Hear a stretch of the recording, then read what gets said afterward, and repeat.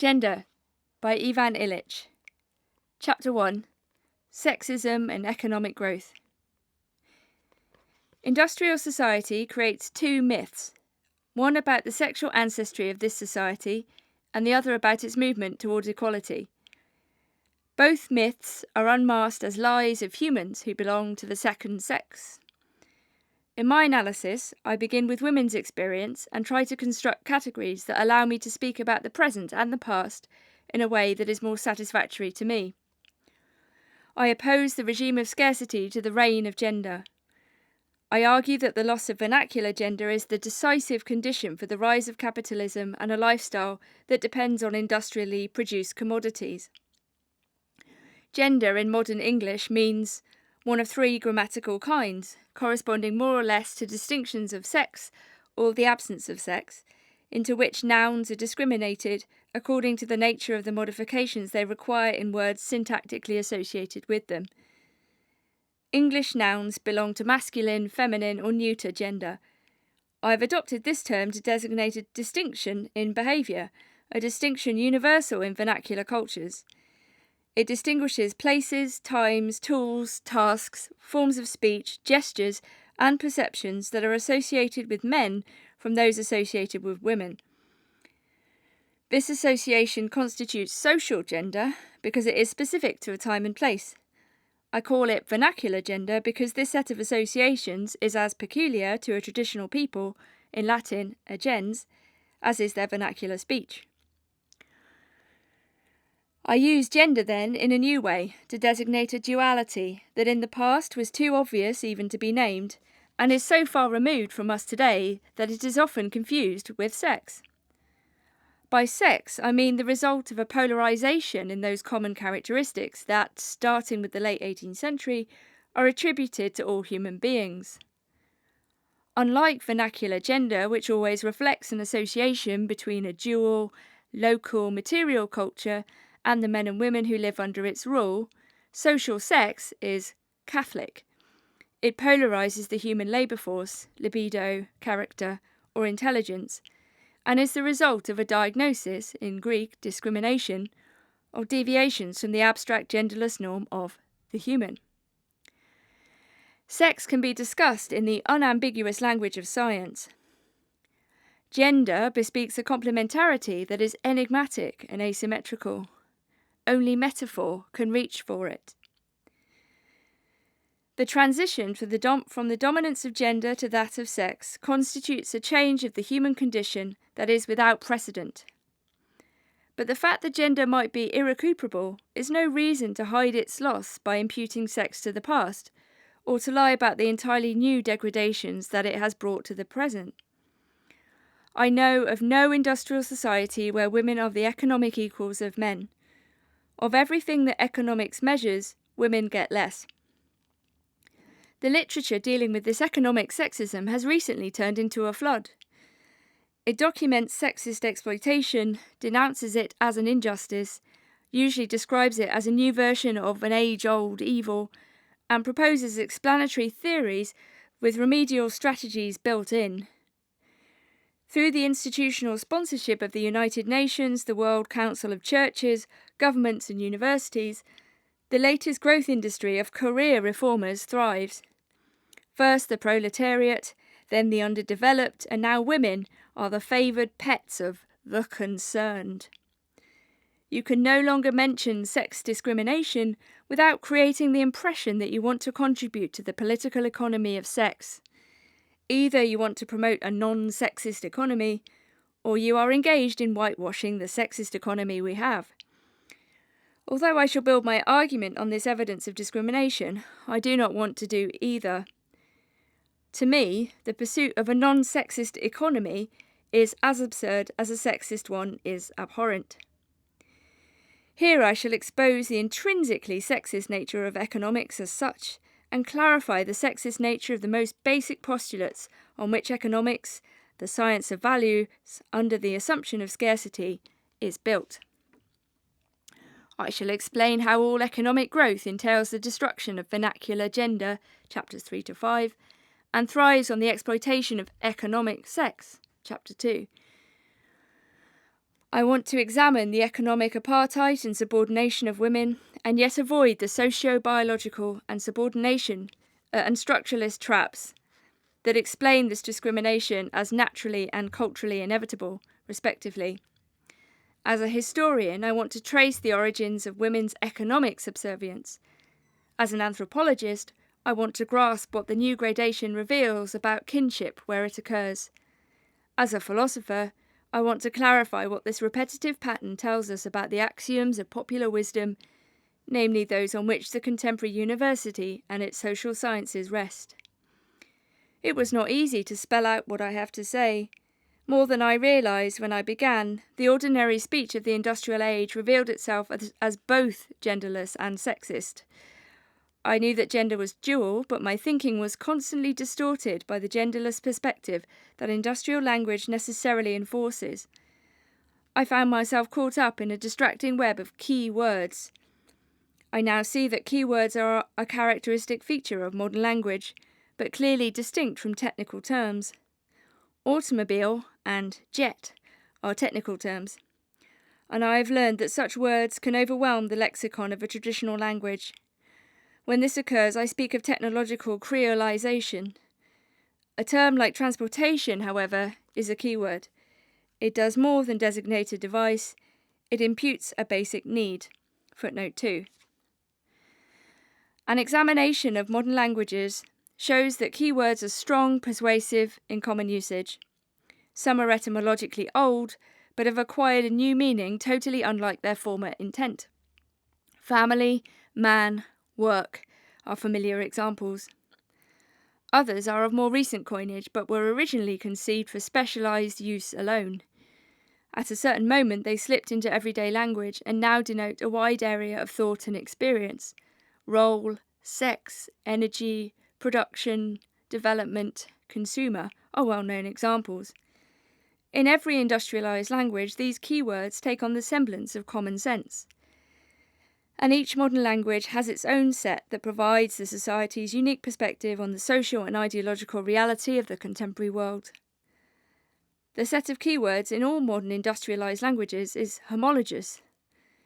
The reality they interpret is everywhere fundamentally the same highways leading to the same school and office buildings overshadowed by the same TV antennas, transform dissimilar landscapes and societies into monotonous uniformity.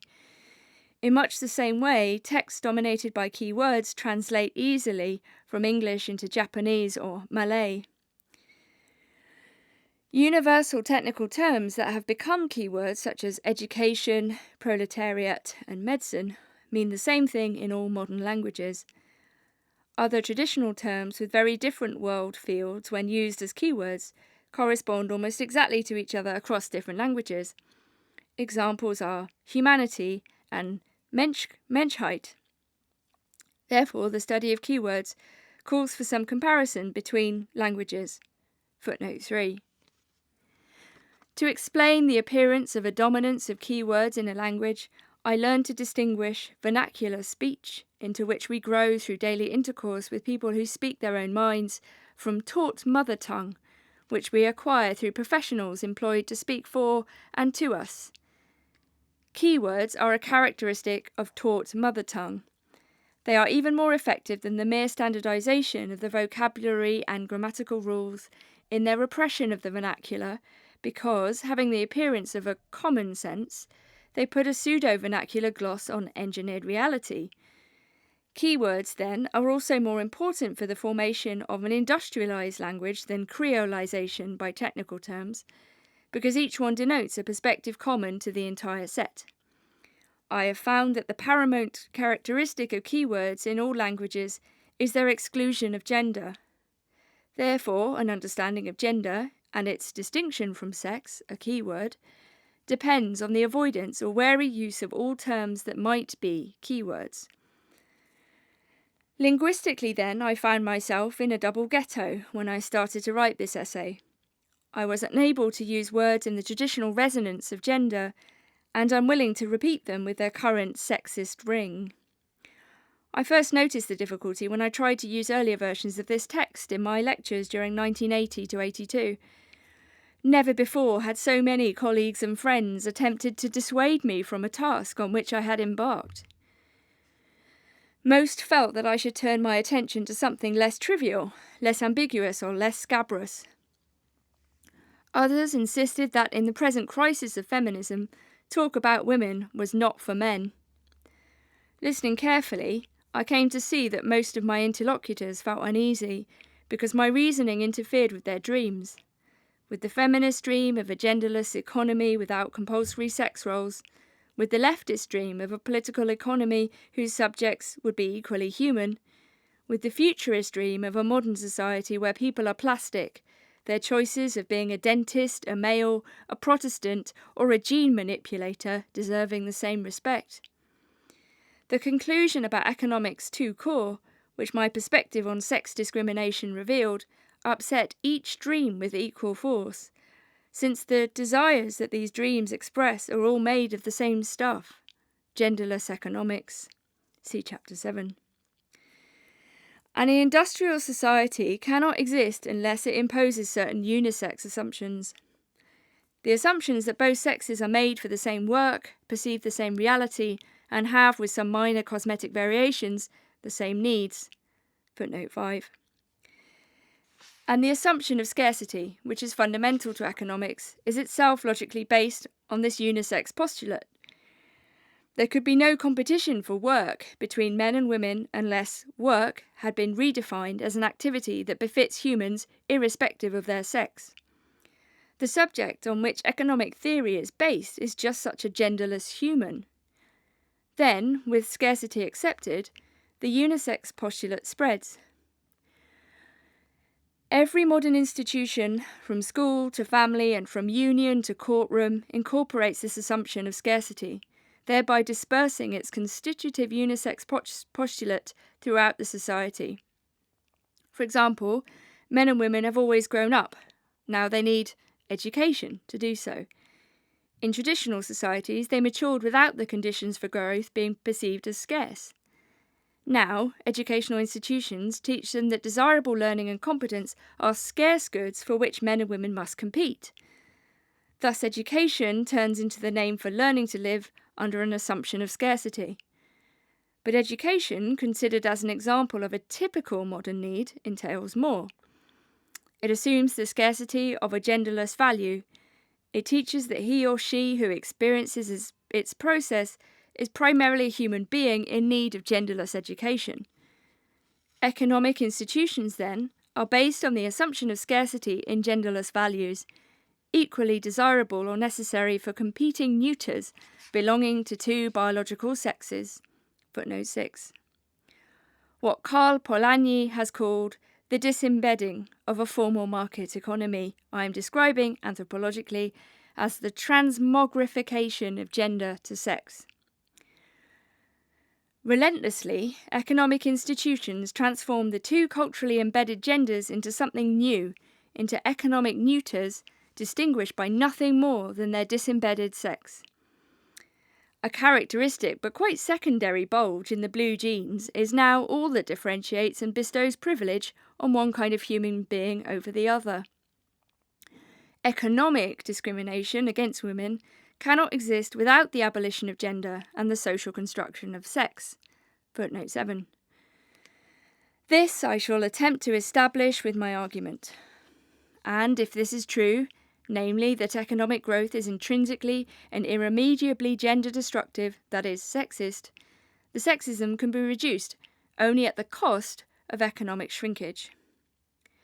Further, the decline of sexism requires as a necessary, albeit insufficient condition, the contraction of the cash nexus and the expansion of non-market related, non-economic forms of subsistence. Up to now, two major motifs have emerged that impel us to adopt negative growth policies: environmental degradation, footnote 8, and paradoxical counterproductivity, footnote 9. Now a third urges us: negative growth is necessary to reduce sexism. This proposition is hard to accept for the well-meaning critics who have tried during the past year to divert me from my present line of argument. They feared either that I would make a fool of myself, or that their dreams of growth with equality would appear to be fantasies.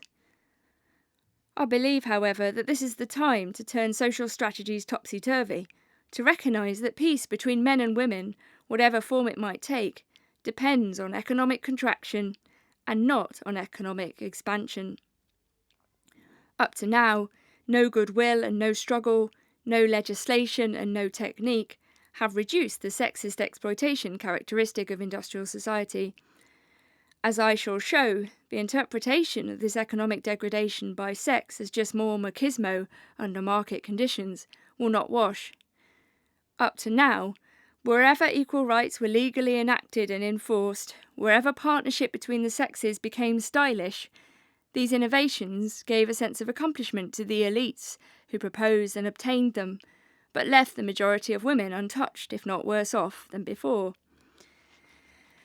The ideal of unisex economic equality is now dying, much like the ideal of growth leading to a convergence of GNP north and south of the equator is.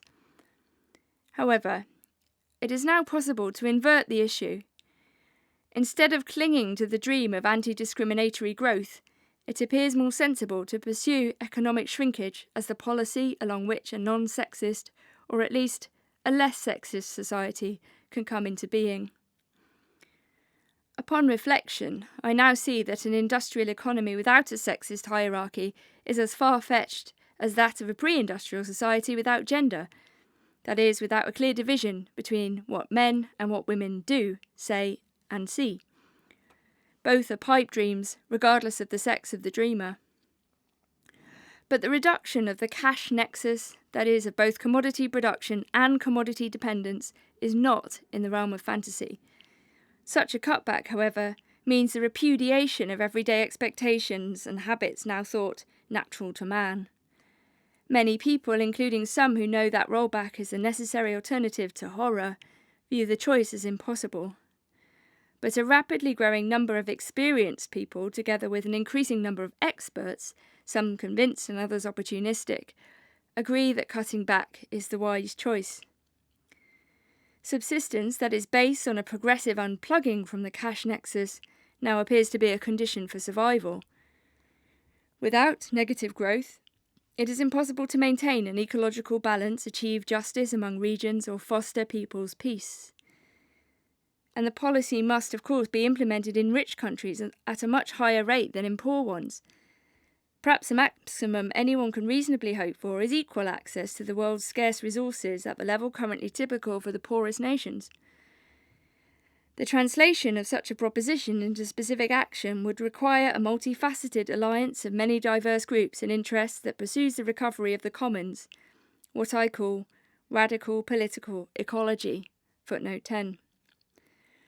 To bring those aggrieved by the loss of gender into this alliance, I shall here establish the linkage between shift from production to subsistence and the reduction of sexism. To demonstrate that this kind of relationship between sexism and economics does indeed exist, I must construct a theory. This theory is a prerequisite for a history of scarcity, footnote 11. Throughout the essay, the theoretical argument is frequently highlighted with examples, rather than massively encumbered with data. The former are inserted in order to illustrate the theory and stimulate research, and the latter, when they exist, are integrated into the thematic footnotes. Because of the newness of this theoretical outlook and the paucity of empirical studies from this perspective, I occasionally found it necessary to use new language. Whenever possible, however, I used old words in new ways to say precisely what both the theory and the evidence demanded. My theory allows me to oppose two modes of existence, which I call the reign of vernacular gender and the regime of economic sex. The terms themselves indicate that both forms of being are dual and that the two dualities are very different in kind, footnote 12. By social gender, I mean the eminently local and time-bound duality that sets off men and women under circumstances and conditions that prevent them from saying, doing, desiring, or perceiving the same thing. By economic or social sex, I mean the duality that stretches towards the illusory goal of economic, political, legal, or social equality between women and men. Under this second construction of reality, as I shall show, equality is mostly fanciful. The essay, then, is cast in the form of an epilogue on the industrial age and its chimeras. Through writing it, I came to understand in a new way, beyond what I had seen in Tools for Conviviality, 1971, what this age has irremediably destroyed. Only the transmogrification of the commons into resources can be compared to that of gender into sex. I describe this from the perspective of the past. About the future, I know and say nothing. Chapter 2. Economic Sex. Proof of economic discrimination against women does not have to be established here. The evidence is already overwhelming. 15 years of feminist research has removed all doubts. However, two major tasks remain. First, we must learn to distinguish three separate arenas in all modern economies. In each of these arenas, women are economically discriminated against, albeit in different ways. The three forms of discrimination were heretofore confused. Second, we must grow to understand the difference between this threefold economic discrimination against women and the patriarchal subordination of women in societies not yet penetrated by the caste nexus. Thus, sexist discrimination will serve as a speculum that mirrors what is called economy in advanced industrial societies. Any economy based on formal exchanges between the producer and the consumer of goods and/or services is first divided into a statistically reported and an unreported sector, the arenas of reported and unreported discrimination against women on the job. And then there always exists another economy, the shadow of the former, which is the third arena of discrimination against women, that found in the nether sector of shadow work. The reported economy. Over the years, discrimination against women in paid, taxed, and officially reported jobs has not changed in severity, but has grown in volume. Footnote 13. Presently, 51% of U.S. women are in the labor force. In 1880, only 5% were employed outside the home. Today, women comprise 42% of the U.S. labor force. In 1880, only 15%. Today, half of all married women have their own income from a job, while only 5% had outside paying jobs a century ago. Today, the law keeps all curricula and careers open for women, but in 1880, many of both were closed to them. Today, women averagely spend 28 years in employment. In 1880, the average was 5. These all seem like significant steps towards economic equality, until you apply the one measuring stick that counts. The median yearly earnings of the average full-time employed woman still hovers around the magical ratio, 3 to 5, of a man's average earnings, 59%, give or take 3%, the same percentage as 100 years ago. Footnote 14. Neither educational opportunities, nor legislative provisions, nor revolutionary rhetoric, political, technological, or sexual, have changed the magnitude by which women in their earnings stand below men. Footnote 15. What at first sight looks like so many steps towards equity is, in the perspective of the average woman, only a series of events by which more women have been quietly incorporated into the population that is economically discriminated against on the grounds of sex. The current median lifetime income of a female college graduate, even if she has a high advanced degree, is still only comparable to that of male high school dropouts. When I was first faced with this evidence, I could not believe it. I reacted as I had years earlier when confronted with other evidence, when I was studying the effectiveness of the medical establishment.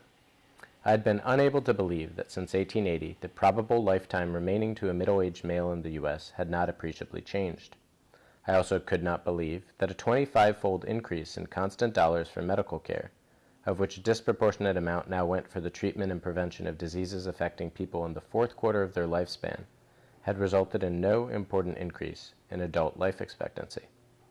It took months for the significance of this information to sink in. It is true that the survival rate of infants has increased enormously. More people live to be 45. Bodies mangled in accidents can be reconstructed with plastic and aluminum. Many infectious diseases have almost been wiped out. But the probable remaining lifespan of an adult male has not been significantly altered, and the increase or decrease that has occurred around the timeless threshold of death has little to do with medical efforts. Knowledge about the impotence of money, surgery, chemistry, and goodwill in the struggle against death is constantly repressed in our societies. It belongs to those facts that must seemingly be denied by ritual and myth. footnote 16. Although totally different, economic discrimination against women as a group constitutes a reality that is equally unpalatable to most non-cynical contemporaries. As polio and diphtheria have almost disappeared, so has the exclusion of girls from grammar in high schools. Just as we have seat belts to protect us against crashes, so we have TV monitors to protect against rape. Just as we have affirmative action for the health of the poor, so we have special scholarships to get women to the top. It is hard to face the fact that no program whatsoever has changed either average adult life expectancy or the wage differential between the sexes. Footnote 17. The unchanged wage differential between the sexes is just one aspect of the economic discrimination practiced against women on the job, just as the unchanged male adult life expectancy is only one aspect of modern medicine's failure to improve, quote-unquote, health. It can also be argued that the enormous exertions of the modern health establishment have added significantly to adult life expectancy. Without these efforts, some argue, life expectancy in a world of smog and stress would be even further below that of adults in many poor countries. In the same way, it can be argued that the concerted struggles of legislators, unions, feminists, and idealists have prevented the wage differential from increasing in a progressively commodity-intensive and therefore sexist society. It can be argued that such a pessimistic view of industrial society is entirely appropriate. There is good evidence that the decline of life expectancy at all ages that has been observed over the last 20 years in the USSR, footnote 18, is only the forerunner of a similar trend to be expected in most industrialized countries, and that the cancellation, due to the present job crisis, of many so-called advances towards equal opportunity is actually a movement that will not be reversed, footnote 19. However, whether you take the optimist's or the pessimist's stance, one thing seems empirically clear. The proportion of earnings withheld because of sex from half of the total population seems a factor as fixed as the remaining lifespan of adult males, or, as others argue, as fixed as the incidence of cancer as a herd population in the human race. During the 60s, women's research dealt mostly with two themes: physical violence against women by rapists, husbands, or physicians, and working conditions for wage labor. The patterns discovered by both kinds of research are extremely uniform and depressing. In every country, discrimination and violence spread at the same rate as economic development. The more money earned, the more women earn less and experience rape, footnote 20. Seldom has such an injustice been ignored for so long and then within 10 years been so smugly acknowledged. Research on work during this first wave of women's studies at American universities dealt primarily with wage labor, low pay, limited opportunities, degrading roles, misrepresentation on union boards, and precarious job security. Worldwide, most women work in non-unionized urban jobs and only in a few categories. When they do belong to a union, they are seldom taken into account in contracts. Even when the union is made up primarily of women, men are the key representatives for it during contract negotiations. However you look at it, new research on the fact that economic progress increases economic discrimination is pointless. Such research could only result in sterile redundance, more academic degrees for would-be careerists, and more smugness by those who would use it to bolster their hand-me-down explanatory theories. Footnote 21. Most of the early post-war feminist research was movement-born and action-oriented. Some of its proponents followed liberal rhetoric calling for equal opportunity cum affirmative action. Others busied themselves with Holy Writ, chewing on Marx, Freud, and Reich to get another establishment's approval. Reproduction was discovered, footnote 22. Women's rights and workers' rights then seemed compatible with industrial development and progress. In spite of its weakness and dullness, this research remains fundamental for our understanding of how industrial society works. It revealed the surprising homogeneity of discrimination against women at work in socialist and capitalist, rich and poor, Latin and Anglo, Catholic, Protestant, and Shinto societies. At equal levels of income, women in such different places as France and Japan got more or less the same kind of bad deal. The pattern of women's exclusion from privileged wages is more uniform than what is practiced against blacks, Koreans, Malaysians, or Puerto Ricans and Turks. In addition, nowhere are women establishing a female regime. There is a Tanzania for Nyerere and Israel for Begin, but no Amazonia in sight. The nation-state is invariably sexist. The unreported economy. There are many kinds of economic activities on which governments and their economists cannot or do not report. In some cases, they cannot get the data.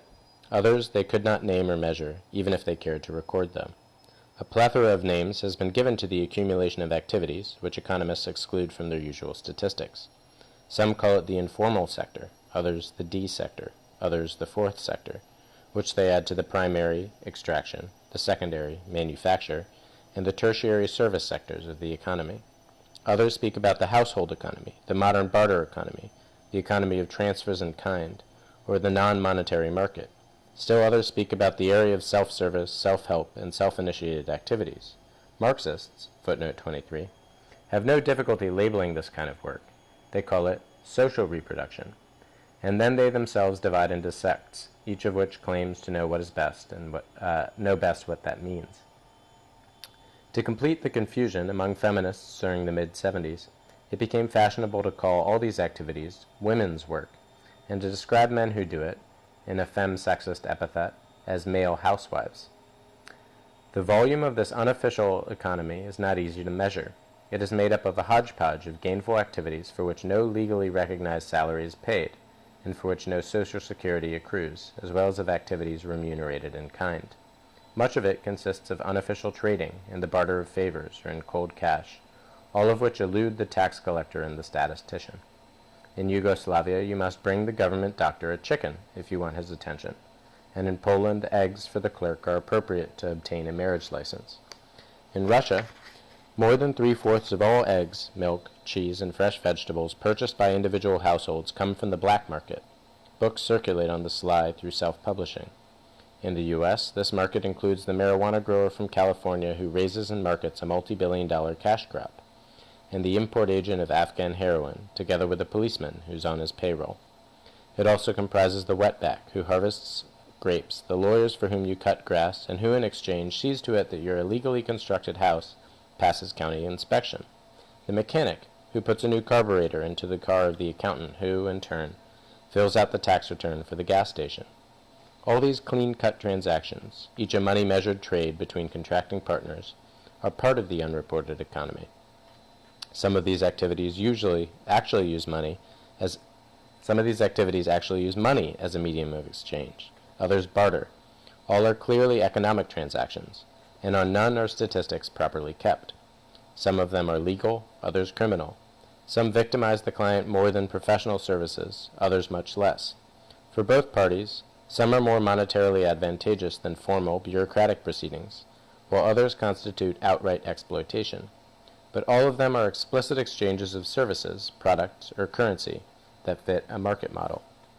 Some attempts have been made to measure the size of this underground economy, at least by comparing it to the gross national product.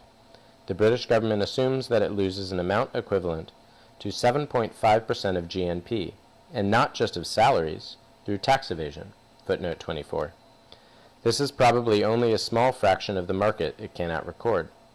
The Internal Revenue Service in Washington, D.C. estimated that in 1976, activities generating $135 billion in personal or corporate income were not reported to federal agencies. This is from a tax report on tax evasion, not on legally ambiguous tax dodging via business expenses, fabricated loss, and the like, which might account for an equal amount of revenue. Recent estimates suggest that in the U.S., this forgotten economy is growing much faster than the formal economy, outdistancing even inflation, footnote 25. If the monetary, but statistically unreported, and the non-monetary markets of U.S. are added together, their value certainly rivals the non-military economy on which economists base their overall indicators, predictions, and prescriptions. And while in the formal, taxed, and statistically reported economy the labor force is to a large measure engaged in the artificial creation of pseudo-work, producing useless articles, unwanted services, feudal social controls, and costly economic intermediation, the real efficiency of the unreported economy is on the average much higher. The thriving black market economy is the reason why countries like Italy have survived 10 years, during each of which economists confidently predicted impending bankruptcy, and why the people's democracies of Eastern Europe have survived theoretically impossible levels of mismanagement. Throughout, one thing is certain. Even if we carefully exclude from the unreported market all subsistence activities and all typically female housework, both of which in their own ways do not fit the market model. This formerly unobserved economy, growing proportionally faster than the reported GNP, contains a share of discrimination against women that has only occasionally been dealt with as an issue. Yet, in this sector of the market economy where new jobs are created as reported unemployment rises, women might be getting an even worse deal than in the sector the economists' data dragnets can filter and measure. Here, no anti-discrimination or equal opportunity laws apply, in contrast to male moonlighters, drug dealers, and bribe takers, whose pursuits are lucrative if sometimes unlawful. Women are left with the shoddy consolation of prostitution, puny extortions, and fencing. Women who attempt moonlighting are typically wash dishes next door, or do typing at home, or, more recently, cover the night shift on the text composer. Footnote 26. Most of the proponents of the Chicago-bred discipline that calls itself New Home Economics, footnote 27, and most recent policy studies focusing on the unreported economy have at least one feature in common. They recognize that both black market labor, which evades taxes, and unpaid housework, for which some demand payment out of tax funds, make a major contribution to the GNP. But new studies on the hidden economy also have led to a new confusion about hitherto unreported market activities and unpaid female housework. The inability to draw a clear distinction between unreported and unpaid work constitutes the theoretical weakness of the new economic school and makes the new home economies treacherous for women. Footnote 28. Women know that they are excluded from the desirable jobs in the growing arena of legitimate work, even more so than from taxed wage labor, while their housework is a form of bondage. Drawing a formal distinction between, quote, unreported economic activities, from which women are unequally excluded, and others, to which women are unequally bonded, is crucial. Taking housework as a paradigm of an ideal life of economic activity, it has two characteristics that distinguish it from black market labor. Its value is imputed, and its performance cannot be disintermediated. Footnote 29. It is part of the modern nether economy that all contemporary money implies, and that money therefore cannot measure. Shadow work. Footnote 30. By the mid-70s, the orientation of women's research on women's work and its economic analysis had changed. Studies began to struggle with insights that could not be properly expressed in the categories to which we had become accustomed in the fields of history, economics, ethnology, or anthropology. For their kind of research, the point was not women's smaller bite into the salary cake. Something quite different was of greater significance. How to explain that in every industrial society, women are discriminated against in employment only to be forced, when off the job, to do a new kind of economically necessary work without any pay attached to it. It was obvious to all concerned that women regularly lose out when they apply for a job, when they seek advancement, when they try to hold on to a paying position. But outside of and along with wage labor, which had spread during the 19th century, a second kind of unprecedented economic activity had come into being. To a greater extent, and in a different manner from men, women were drafted into the economy. They were, and are, deprived of equal access to wage labor, only to be bound with even greater inequality to work that did not exist before wage labor had come into being. Footnote 31. The best evidence of the existence of the new nether economy comes from historians of housework. Their writings made me understand that the difference between housework past and present cannot adequately be put into the traditional language, nor satisfactorily expressed in the categories of class analysis or social science jargon. What housework is now, women of old did not do. However, the modern woman finds it hard to believe that her ancestor did not have to work in a nether economy. Irrefutably, the new historians of housework describe the typical activity of the housewife, footnote 32, as something unlike anything women have done outside industrial society, as something that cannot be suitably accounted for as just one more facet of the unreported economy, and as something the dogmatic categories of social reproduction simply cannot meaningfully signify. Looking more closely at the phenomena anthropologists and historians of housework study, I began to see that the contemporary labor market, both reported and unreported, constitutes only the tip of the iceberg. True to this metaphor, most of the toil that supports the visible tip is below the waterline, work done in the nether economy. As employment in the various kinds of wage labor increases, the submerged drudgery must expand even faster. and modern housework is a typical, but not exclusive, part of that netherworld's reality. Work that is not only unreported, but also impenetrable by the economic searchlight. And since no commonly accepted nomenclature has yet been devised to make the distinction between housework and unreported market activities explicit, I shall contrast the spectrum of remunerated work done in the reported and unreported economy with a nether economy of, quote, shadow work, which forms its complement. Footnote 33. Unlike the production of goods and services, shadow work is performed by the consumer of commodities, specifically the consuming household. I shall call shadow work any labor by which the consumer transforms a purchased commodity into a usable good. I designate as shadow work the time, toil, and effort that must be expended in order to add to any purchased commodity the value without which it is unfit for use. Therefore, shadow work names an activity in which people must engage to whatever degree they attempt to satisfy their needs by means of commodities. By introducing the term shadow work, I distinguish the procedure for cooking eggs today from that followed in the past. When a modern housewife goes to the market, picks up the eggs, drives them home in her car, takes the elevator to the 7th floor, turns on the stove, takes butter from the refrigerator, and fries the eggs, she adds value to the commodity with each one of these steps.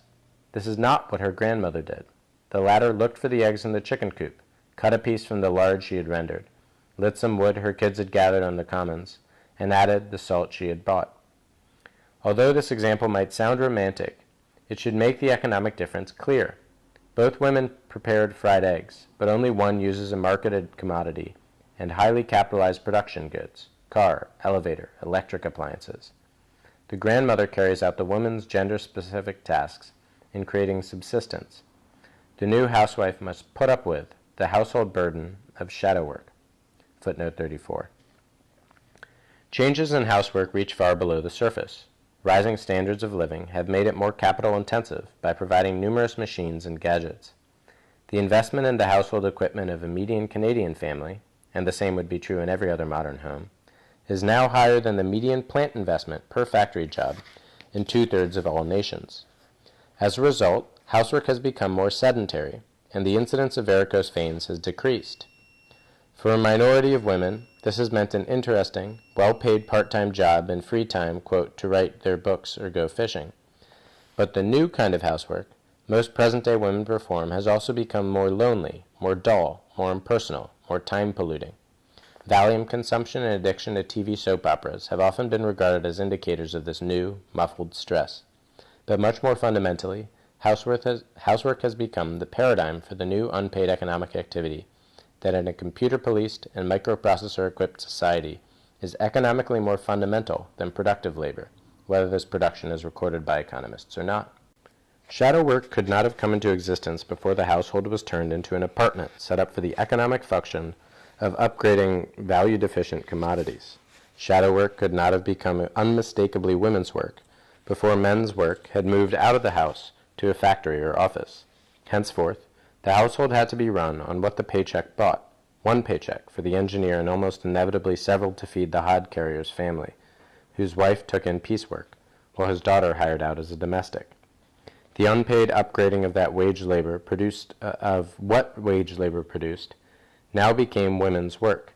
Women were then defined in terms of the new use to which they were being put. Both kinds of work, wage labor and its shadow, proliferated with industrialization. The two new functions, that of the breadwinner and that of the dependent, began to divide society at large. He was identified with overalls in the factory, she with an apron in the kitchen. For the wage labor she was able to find as a sideline, she received sympathy and low pay. While during the 19th century, technological change revolutionized work outside the household, at first it had little impact on housework routine, except for tightening the enclosure into which each housewife was locked. Tap water put an end to her carrying the jugs to and fro, but also to her meeting friends at the well. While the women's work was economically without precedent, technically it seemed to go on as always. Indoor plumbing and the new fuels, gas and electricity, which were to become nearly universal in U.S. urban areas by 1920 and in small towns by 1930, were for the great majority of people no more than technological possibilities at the turn of the century. Only as recently as the second quarter of this century did technology really change the material reality of housework. Simultaneously, radio and TV began to act as substitutes for community conversation. Industry then started to produce machinery for shadow work. As industrial work became less labor-intensive, housework, without diminishing, became by several orders of magnitude more capital-intensive. Footnote 36. Economic progress is usually measured by the number of workplaces, meaning jobs, that are created. But it can with equal right be called that process by which more goods are offered on the market, each new commodity requiring a greater input of shadow work. Footnote 37. Development conventionally means that production has become more capital-intensive. It can just as well be described as the course through which more and more capital-intensive shadow work is made necessary for the achievement of a minimum level of well-being. Footnote 38. It is highly improbable that the volume of productive wage labor will ever again increase anywhere in the world, or that make work, now called service, will be paid for as extravagantly as has occurred to up till now. Rather, I expect that automated production will decrease the overall volume of wage labor and lead to the marketing of commodities requiring more, not less, unpaid toil by the buyer/user. This shadow side of economic growth, a foreseeable increase in shadow work as wage labor decreases, will further accentuate a new kind of sexual discrimination, a discrimination within shadow work. Shadow work is not women's exclusive domain. It is as clearly genderless as wage labor. Unpaid work to upgrade industrial production is done by males too. The husband who crams for an exam on the subject he hates solely to get a promotion. The man who commutes every day to the office. These men are engaged in shadow work. True, the typical consumer is the household, and this is run by the woman, the expression being but a euphemism for her toil. But if women alone carried the burden of shadow work, it would be silly to say that, within the realm of shadow work, discrimination works against women. Yet this is precisely what happens. In shadow work, much more intensely than in wage labor, women are discriminated against.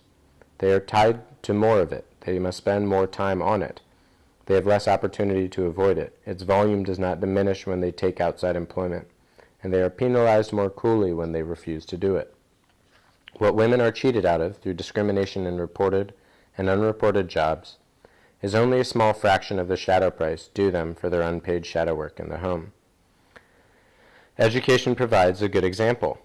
In former times, growing up was not an economic process. What a boy or girl learned living at home was not scarce. Everyone learned to speak his vernacular tongue and the basic skills necessary for vernacular life.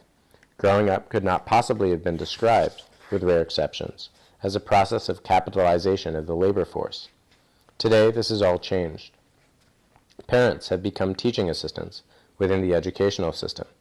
They are responsible for those basic inputs of human capital, in the jargon of economics, through which their offspring will be qualified as Homo economicus. Quite reasonably, the educational economist worries about how to get the mother to inject the largest possible unpaid capital into her child.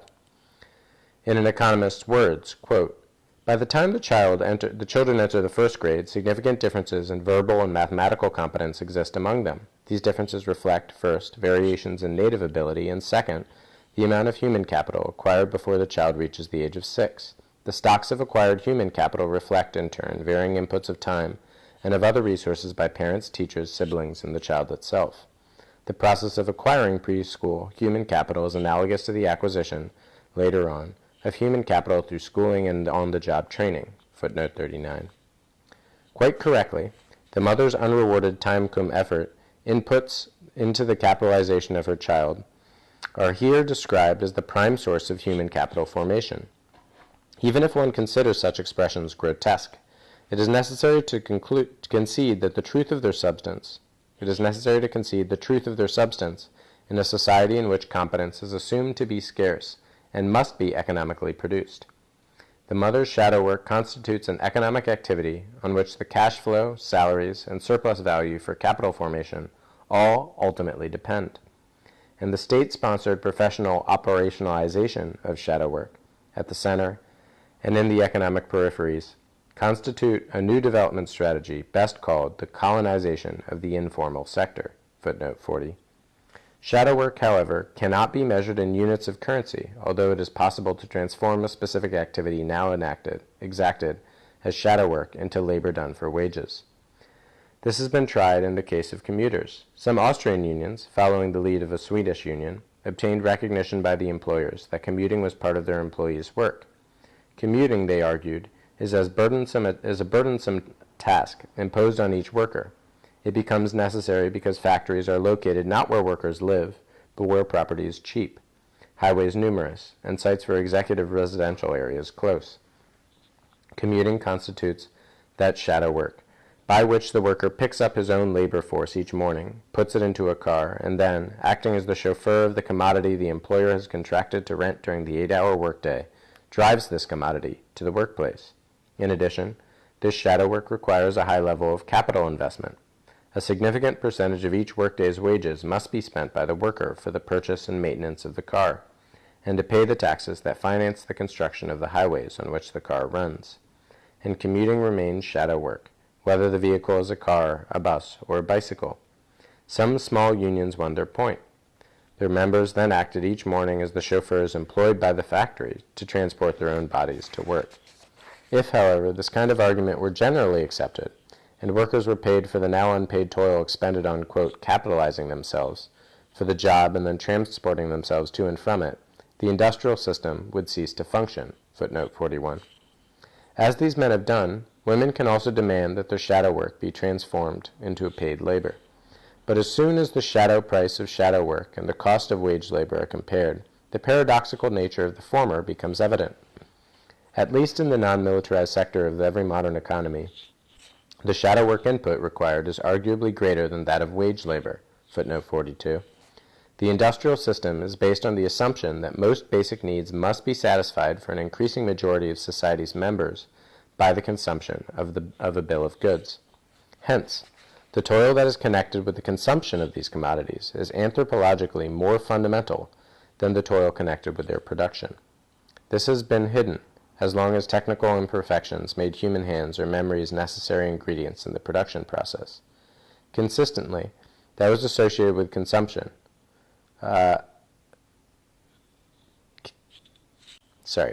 Consistently, productive labor was associated with legitimate work, and toil that was associated with consumption was passed over in silence or associated with satisfaction. Now, the time input in production decreases sharply, while the growing commodity intensity of society increases the time input necessary for consumption. At the same time, more different forms of consumption have become musts, not satisfactory, but instrumental forms of time use.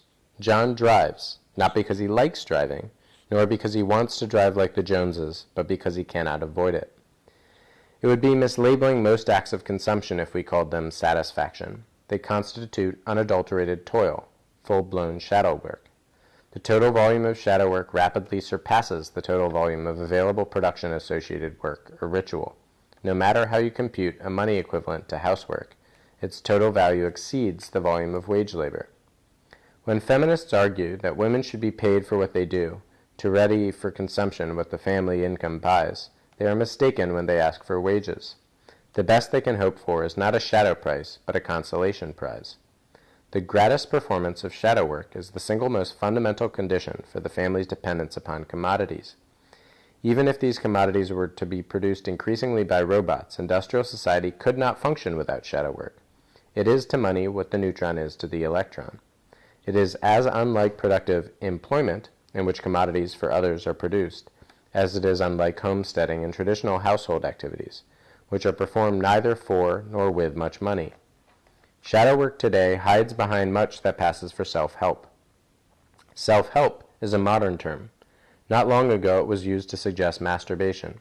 Self-help divides the acting subject into two parts. One hand washes the other.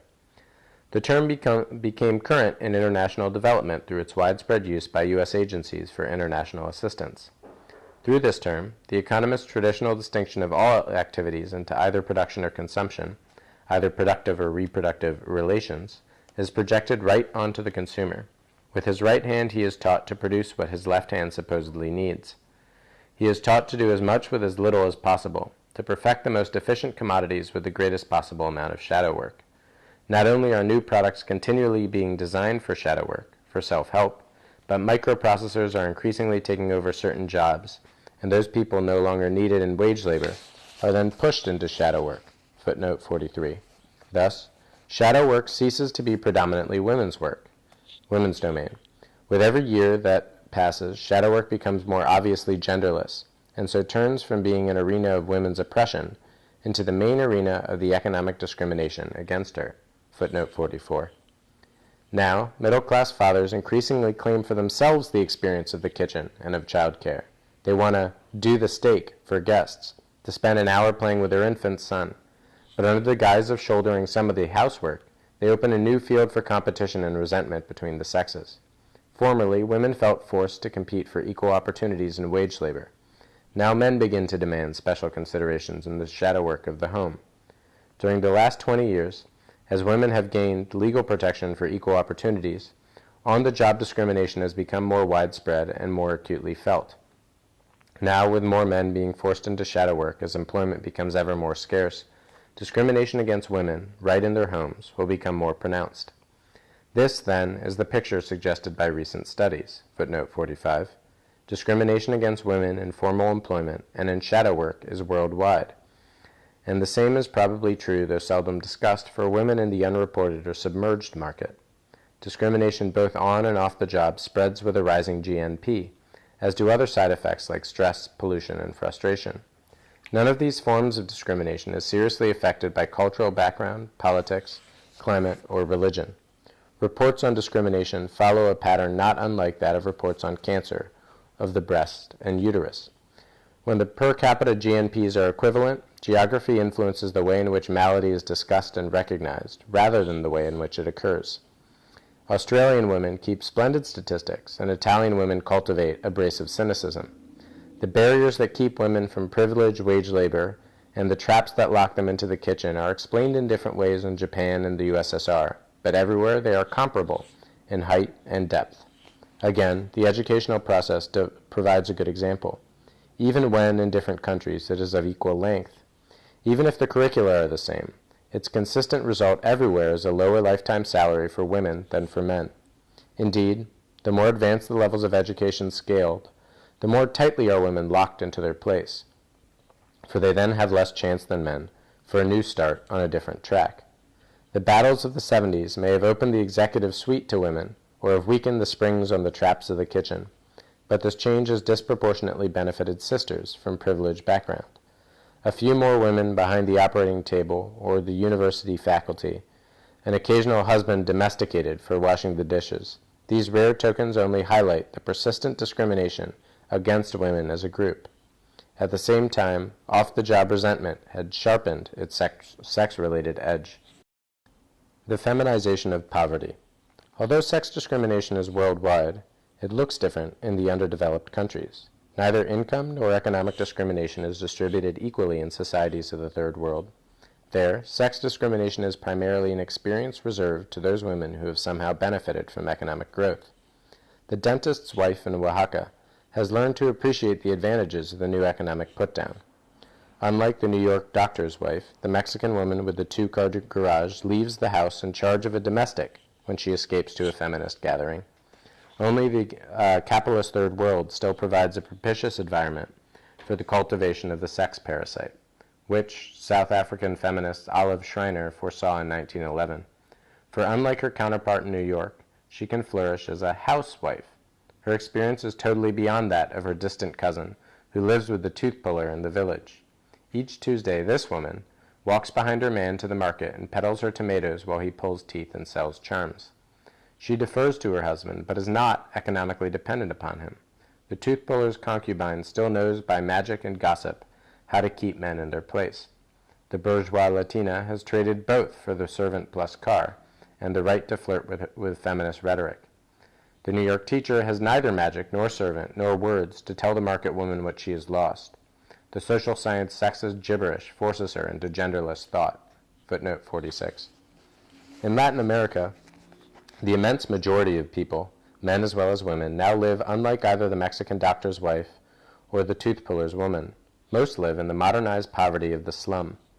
Their household depends largely on income, but income has grown at a much slower rate than that by which progress has destroyed the utilization value of their surroundings. For a generation, development has swallowed those environmental resources that had allowed people to meet most of their needs without recourse to the marketplace. And in the process, they have unlearned most of the skills necessary for subsistence. Unlike their cousins who went as wetbacks to Texas and who then moved into the ruins of the South Bronx, the Third World slum dwellers still find shared progress credible. These people still believe in the rhetoric of the Brandt Report and Castro. They cannot yet understand why Latinos in the South Bronx organize against the modernization of poverty and try to keep teachers, social workers, footnote 47, or hospital care out of their neighborhood. Without any economic distinction on the basis of sex, they have become commodity dependent in a world that has no employment to offer. They are denied the traditional opportunities for subsistence and find themselves unwanted in the good jobs that development begrudgingly provides. Footnote 48. Thus, both men and women share the double bind of the New York housewife, exclusion from decent employment and from subsistence. For these modernized poor in poor countries, economic development has become equivalent to the feminization of their genderless poverty. The export of shadow work from rich to poor countries has been consistently overlooked. This occurs because students of economics find themselves crippled by the terminological impotence of their discipline. Their concepts cannot distinguish shadow work as an entity sui generis. Just as the new home economics cannot distinguish the activities of a homesteading woman from the upgrading of packaged junk carried out by the American housewife, so it is incapable of differentiating between use-value-oriented subsistence activities and the economy of trash in which the slum dweller recycles other people's crates and refuse to make his shelter. Claudia von Werlhoff calls the production generated by this kind of nether existence the blind spot of economics, into which modern society pushes the wage earner's dependent partner in order to turn him or her into the invisible, quote, source of primitive accumulation. A question concerning this ideal type of consort immediately arises. Is the shadow-working housewife made in the image of the Latin American slum dweller, or is the latter, within the world economy, the new genderless housekeeper of the northern partner? Footnote 49. Economic discrimination against women appears when development sets in. It does not then go away. Nothing indicates that it ever will. In conversation with Frank Hubeny, I came to the conclusion that the struggle to create economic equality between genderless humans of two different sexes resembles the efforts made to square the circle with a ruler and a straightedge. Euclides tried and learned how to compare irrational numbers. The problem remained unsolved until Lindemann, in the 19th century, showed that there could be no solution to it. He demonstrated that pi was not an algebraic number, and thus increased our awareness of the incommensurability among real numbers. Political economy is still in a state comparable to mathematics before Lindemann. Faced by the evidence of its consistent failure to create economic equality between the sexes, we might now entertain a long overlooked possibility. The paradigm of Homo economicus does not square with what men and women actually are. Perhaps they cannot be reduced to humans, to economic neuters of either male or female sex. Economic existence and gender might be literally incomparable. Chapter 3. Vernacular Gender.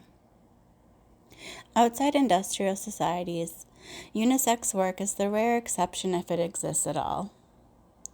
Few things can be done by women and also by men. The latter, as a rule, just cannot do women's work.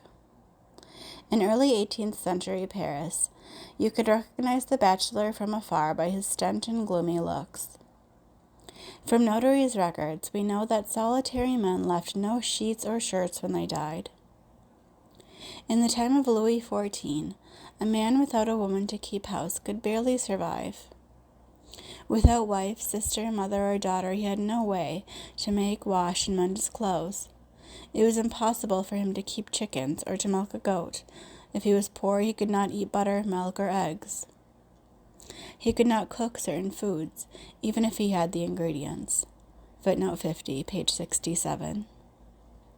And today, in the rural Mexico I know so well, a woman would rather die of embarrassment than let a man cook the beans.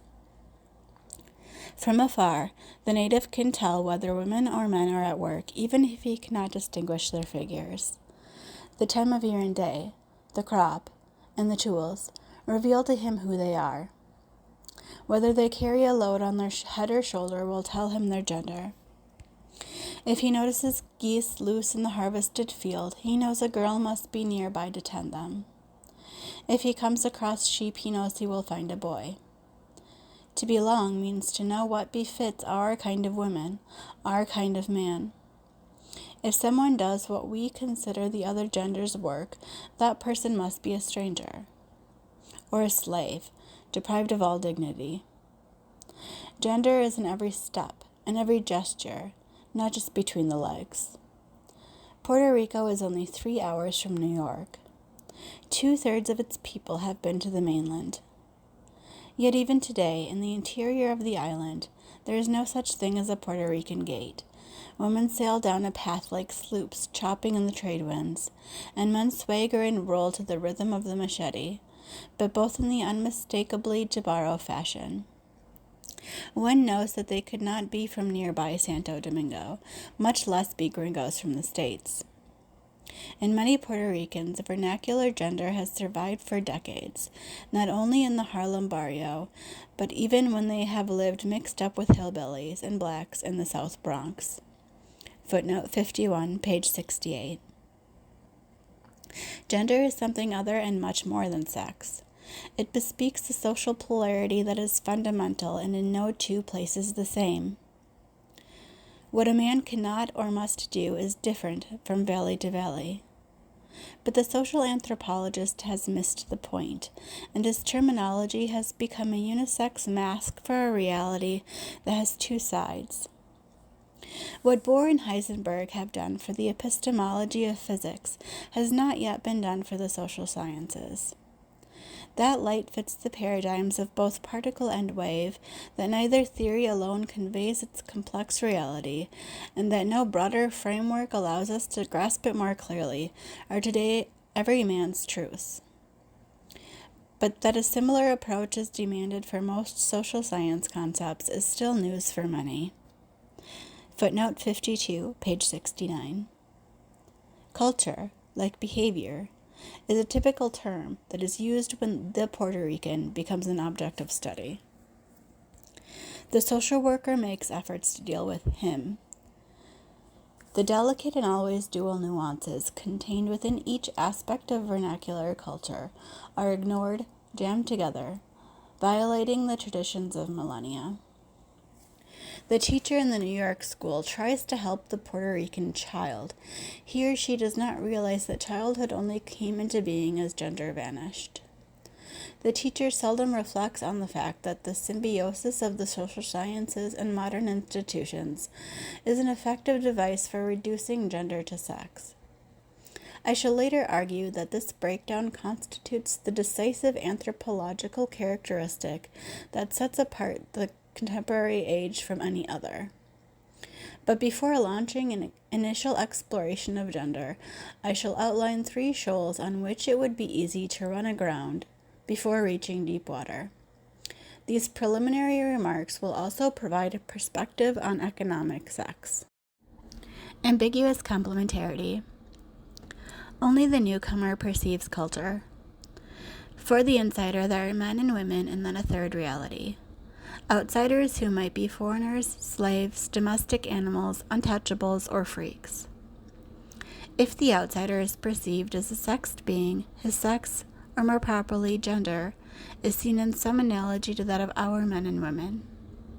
Kinship is possible only between what we conceive as men and women. It only specifies the fit between gendered people. What we perceive as men and what we perceive as women can meet and fit not only because but in spite of the unique contrast between them. They fit like the right fits the left. Footnote 53, page 70. The analogy between male and female and the duality of right and left is useful at this point, principally because it allows me to explore some of the dangers of misunderstanding. In many cultures, the left hand is the weak and powerless one. It has been subject to millennia of mutilation. Right-handedness is not just accepted or submitted to, it has become the inculcated norm. The child who would use the left hand is reprimanded, the hand slapped, tied behind the child's back, or crippled. Organic asymmetry has become the fact, a neurological preponderance that manifests itself in greater sensibility, strength, or aptitude has been turned into the ideal of right dominance. The left has become adaptive to the right as its ever-needed and cherished assistant. The analogy can be and is constantly used to support the idea that the female sex is sociobiologically male adaptive. Footnote 54, page 71. However, this is precisely not the point I want to make. The analogy means something different. Each man and woman outside of a push-button society depends for survival on the interplay of two hands. In some societies, right-handedness is more pronounced than in others. In other societies, as in the Chinese, etiquette, good taste, and worldview demand that the left and the right predominate alternately in a delicate, detailed orchestration. Footnote 55, page 72. In some societies, as among the Nyoro of Africa, to be left-handed destines one to the sacred group of diviners. But regardless of the greater power, skill, or dignity attributed to one hand, more often the right than the left, the two hands are used for complementary actions and gestures. Tradition rigorously instructs the left-handed shaman which hand he must use for the offering. The two hands always act together according to two programs that are never the other's mirror image. Thus, this unique kind of duality is always ambiguous. The oldest traditions place the fundamental trait of our existence into this singular kind of bifurcation.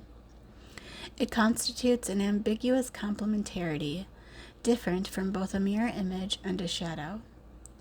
As duality, it is distinct from the positive copy of a negative and from the deterministic match of DNA's double helix. I assume it to be the foundation of metaphor and poetic speech, the only appropriate mode to express it. Twins, the navel umbilical cord, yin-yang, are among the mythological representations through which this duality seeks expression. Footnote 56, page 73. One of the difficulties in the kind of opposition that exists between gender and sex should now be less obscure. It may be appropriate to consider vernacular gender as the foundation of ambiguous complementarity, and the sex of economic neuters as the modern experiment to deny or transcend this foundation. By reducing all interaction to exchange, the social sciences have laid the groundwork for this denial and for the legitimacy of an economic analysis of the relations between men and women. This is why I speak about economic sex. It should therefore be clear that the two distinct types of language are required for speaking about what once existed and what now obtains. Footnote 57, page 75. Sociobiological sexism. I have chosen to begin this introduction to gender and sex with a reference to the right and left hands because the analogy is effective. Further, the analogy immediately suggests a second difficulty that, unlike the first, is not fundamental but contingent on current academic fads. In the United States, it is now almost impossible to analyze gender related to behavior without provoking a response from two quarters: feminist Marxists and sociobiologists. I want to keep my argument free from both those distorting repercussions. A discussion of gender with feminist Marxists is impossible. Their sex-conscious use of political economics eliminates the ambiguities of gender by means of a double filter. However, I want even more carefully to avoid stooping to engage in any argument with those who are taken in by the fashionable rhetoric of Lionel Tiger, E.O. Wilson, A. D. Benoist, and their like. They start from the postulate of biological determinism and assume that culture is built on it. For me, what is unique about Homo sapiens as a human phenomenon is the constant incarnation of the symbolic duality of gender. I do not quarrel with the observations made by the new ethologists. However, the fact that genderless modern humans behave almost as apes confirms my thesis that the regime of sex is inhumane. Further, biological determinists need not be answered by me. That task I can leave to what in the USA is called the liberal establishment. The legitimacy of social planning and the management of care within a liberal society depends on the credibility of the expert's claim that he is anti-fascist and anti-racist. It is for him to point out that the new sociobiology of sex is replacing the sociobiology of race launched by Count Gobineau. When one sees what sexism reveals, racism then seems more like an early homologous groping. As 19th century racist theories served to buttress European colonial pretensions, so contemporary sexist thought ministers to a worldwide regime of latter-day unisex humbug. The new sexism fits the colorful elites who govern post-colonial economies today. The contention of all sociobiologists is the same. Footnote 58, page 77. And the structure of their argument is ingeniously simple, the source of its seductive strength. Most readers of their books are not prepared to see that behind the complex discussions woven of mathematical algorithms and risky statistics, nothing more lies hidden. The argument runs as follows. Among primates, the female is already maladaptive. Footnote 59, page 78. Primitive men dominate their women. High culture institutionalizes this dominance. Hence, it is scientifically legitimate to speculate that genes must account for the regularity of this pattern of primacy in men and submissiveness in women. Genetic male dominance accounts for sex roles then and now. It is not, however, because of the weakness of the argument that I consider a controversy with academic sexism out of place, but rather because of the style in which the claims of the theoretical biocrats are presented. This style has much in common with racism from Gobineau to Rosenberg, scientific argumentation that addresses itself only to the true believer. Racism and sexism are alike not only in argument and style, their image of men is woven out of the same stuff. For both racist and sexist suppositions, humans can be scientifically put into categories and then arranged according to rank. Dark skin, low IQ, female sex, and other genetic deficiencies fall close to the bottom. Both the racist and the service professional presume the existence of an objective perspective by which they can operationally rank people's claims to scarce privileges. Both rankings are based on the assumption of genderless individuals acting under conditions of growing scarcity. Therefore, the perspective of the racist, or that of the modern educator, fits only into modern Western culture. However, the legitimacy of the service professional depends on a believable rhetoric that effectively obfuscates the racism hidden in professional diagnosis. The task of arguing with the new crude socio-biocrats I can therefore leave to those of my colleagues whose professional spectacles direct them to impute needs rather than to measure inferiorities, to those teachers, medical men, gynecologists, and social workers who are trained to degrade others into consumers of their services through their scientific diagnoses. Their self-interest, combined with their optimism, impel them to see that their careers, based on much more subtle ranking, are threatened should they be publicly identified with the cruder sociobiological sexists. Footnote 60, page 79. Social science sexism. A notion called the sex role, footnote 61, page 80, has become very popular during the last 15 years. Games people play, scientific treatises, pedagogical methods, and political rhetoric are all built on the assumption of its existence. Concern with sex roles seems to rise with GNP.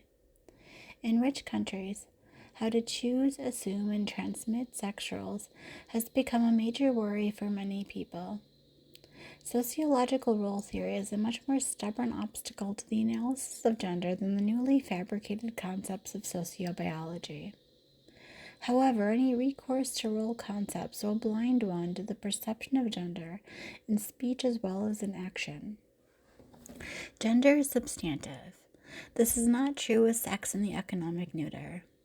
In the perspective of the neuter, sex is a secondary attribute, a property of an individual, an adjective characteristic of a human being. The concept of sex role could not come into being until society's institutions were structured to meet the genderless needs of genderless clients with genderless commodities and produced in a genderless world. The sex role builds on the existence of genderless man. One sex, however, is not perceived as just one more role, one more outfit to don, one more well-fitting or ill-tailored suit for special occasions, like the role of parent, academic, or plumber.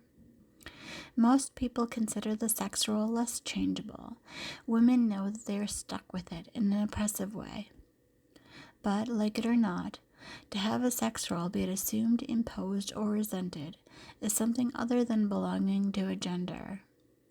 It is one thing to say that you are a man or a woman, and something quite different that you are a human being of male or female sex. Unlike gender, which means that you are either a square or a circle, the sex role is like a foundation on which other rules can be built. Some people wear their own skin as if it were chosen like either lingerie or skivvies, and beneath it feel skinned plastic cells. Others view their sex role as a corset into which their genderless libido is forced by their parents, a foundation onto which they can layer any uniform or dress, and then change or occasionally discard it. As with the vernacular, one is born and bred into gender. The sex role is something acquired. One can blame parents or society for an assigned sex role or a taught mother tongue. There is no way to complain about vernacular speech or gender. The distinction between vernacular gender and sex role is comparable to that between vernacular speech and taught mother tongue, between subsistence and economic existence. Therefore, the fundamental assumptions about the one and the other are distinct. Vernacular speech, gender, and subsistence are characteristics of a morphological closure of community life on the assumption, implicit and often ritually expressed and mythologically represented, that a community like a body cannot outgrow its size. Taught mother tongue, sex, and lifestyle based on the consumption of commodities all rest on the assumption of an open universe in which scarcity underlies all correlations between needs and means.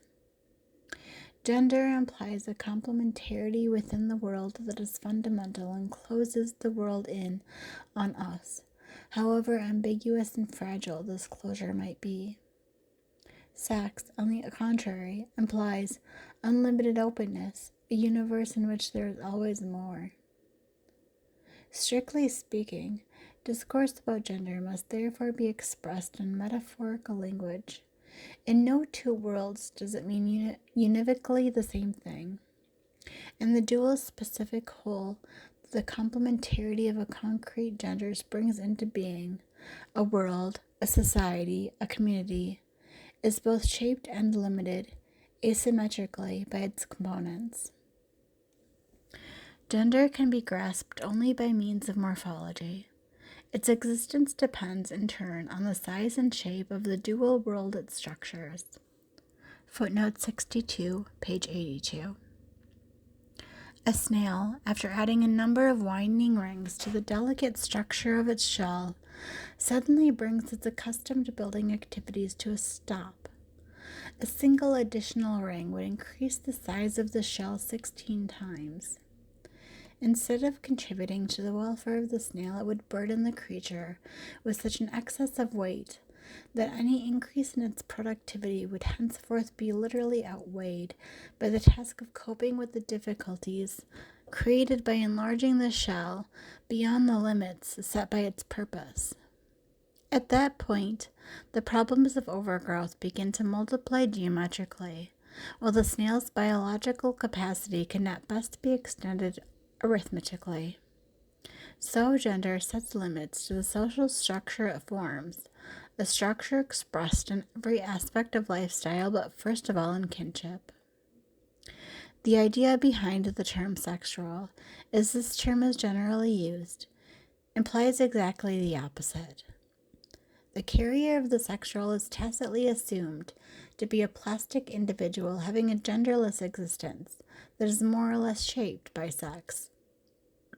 Most studies that have been done during the last 100 years on the differences in men's and women's activities all over the world were carried out by observers interested in primitive, traditional, exotic sex roles, even at a time when the term was still unknown.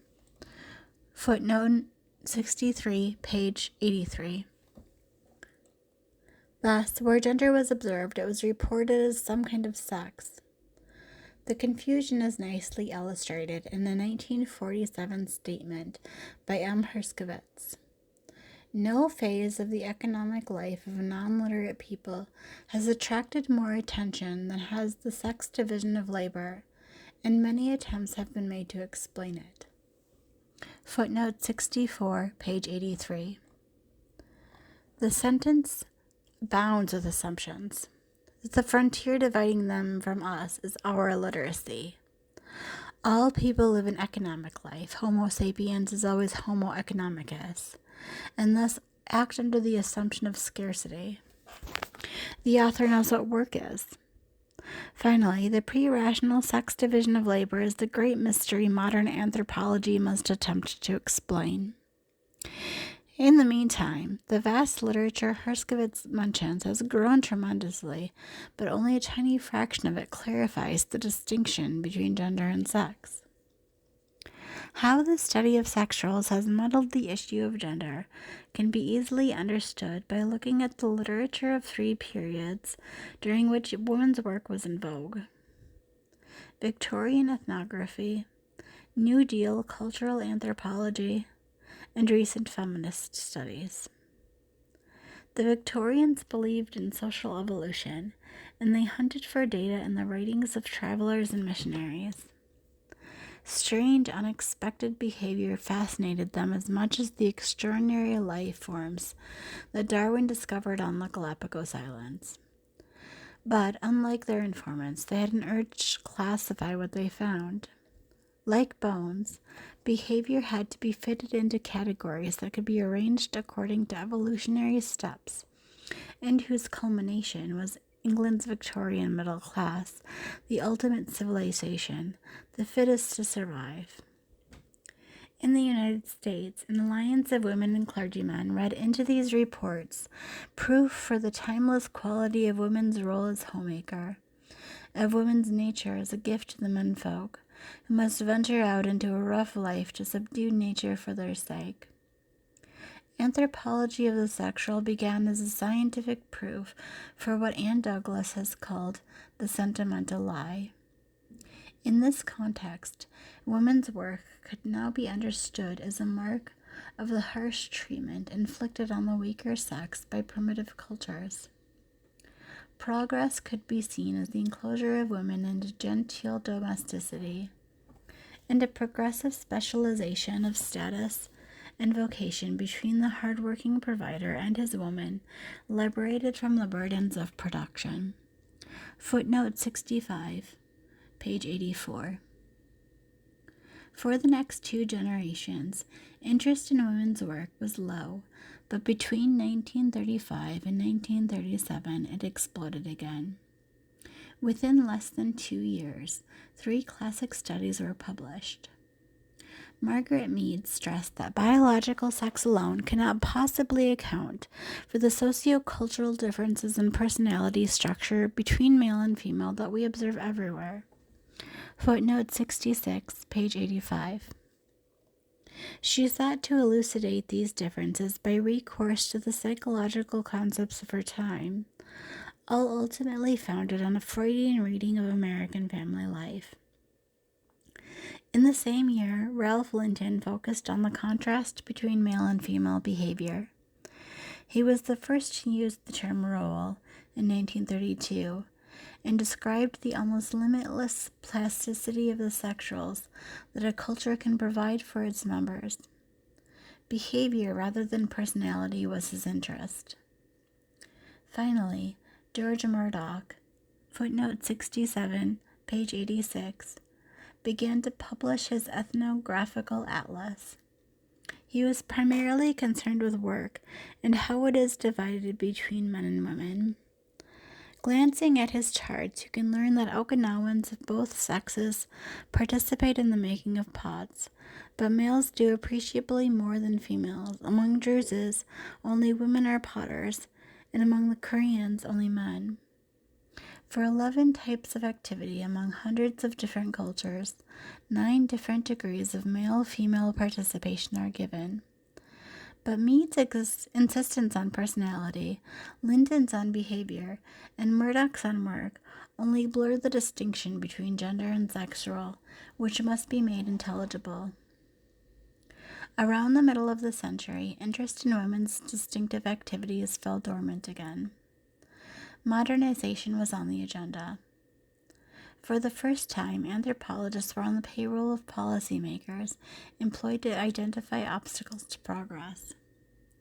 Precisely during these decades, when participant observation was refined as a method for reporting in detail and with delicacy on who does what in the village or hut, gender-bound behavior was treated mostly as a barrier to development, a sexual stereotype, a cause of low productivity, and an essential ingredient of poverty. Anglo-American women's studies of the early 70s thoroughly altered this situation and organized a third wave of interest in women, this time from a feminist perspective. Footnote 68, page 87. In fact, the male bias in women's contribution to the first 2 bodies of research became a field of study. Soon, the work of several generations of anthropologists provided abundant evidence of an almost grotesque inability to even suspect what women do. But so far, most of these new studies have only reinforced, albeit from a female perspective, the same fundamental assumptions about gender as a primitive form of sexual, an assumption that at first implicitly and then explicitly had guided the earlier anthropologists. Footnote 68, page 89. For the most part, then, women's studies have acted as a further camouflage of gender. Chapter 4, Vernacular Culture. Tools are intrinsic to social relationships.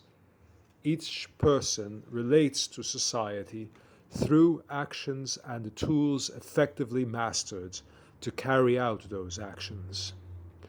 To the degree that one actively masters one's tools, their shape determines his or her self-image. In all pre-industrial societies, a set of gender-specific tasks is reflected in a set of gender-specific tools.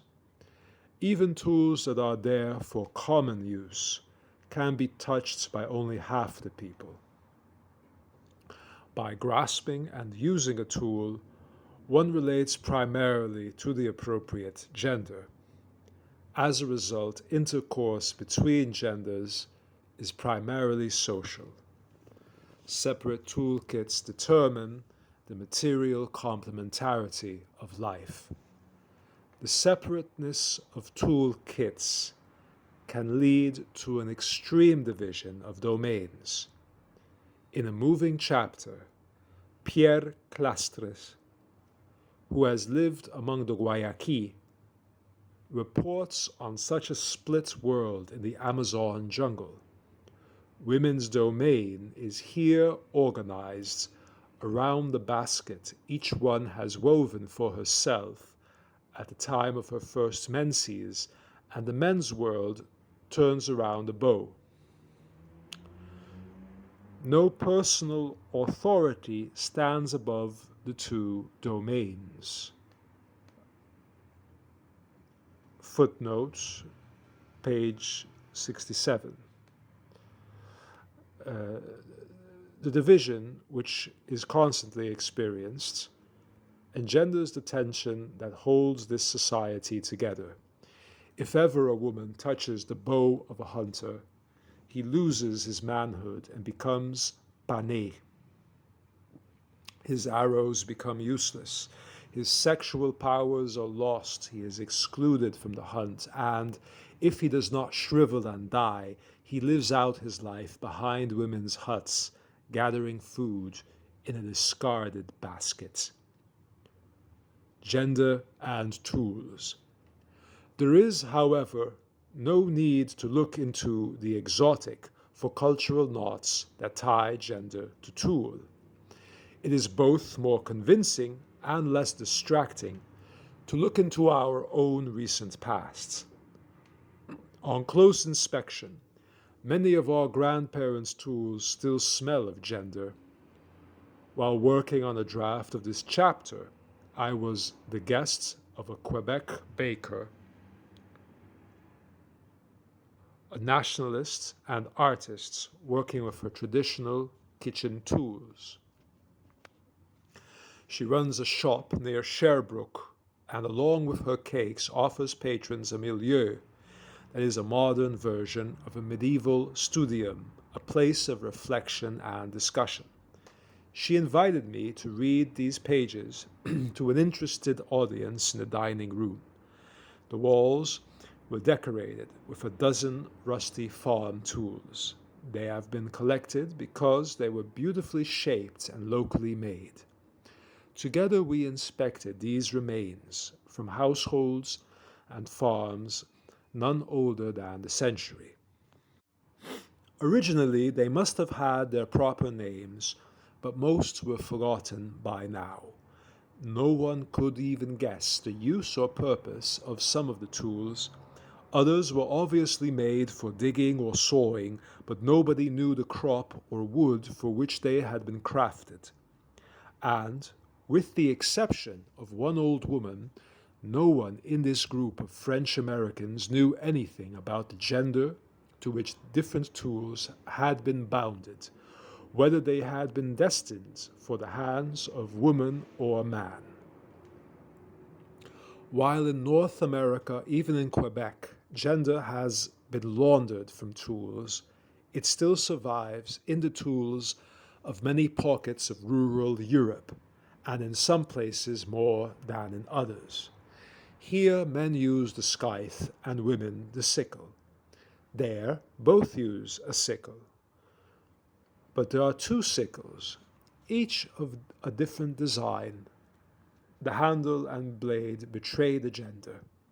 In Styria, for example, men's sickles are clean-edged for cutting and women's are indented, curved, made for the gathering of stalks.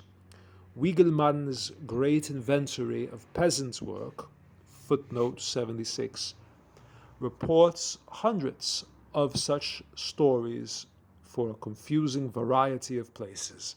In one valley in the Alps, both genders use the scythe, but she only to cut the fodder and he for the rye.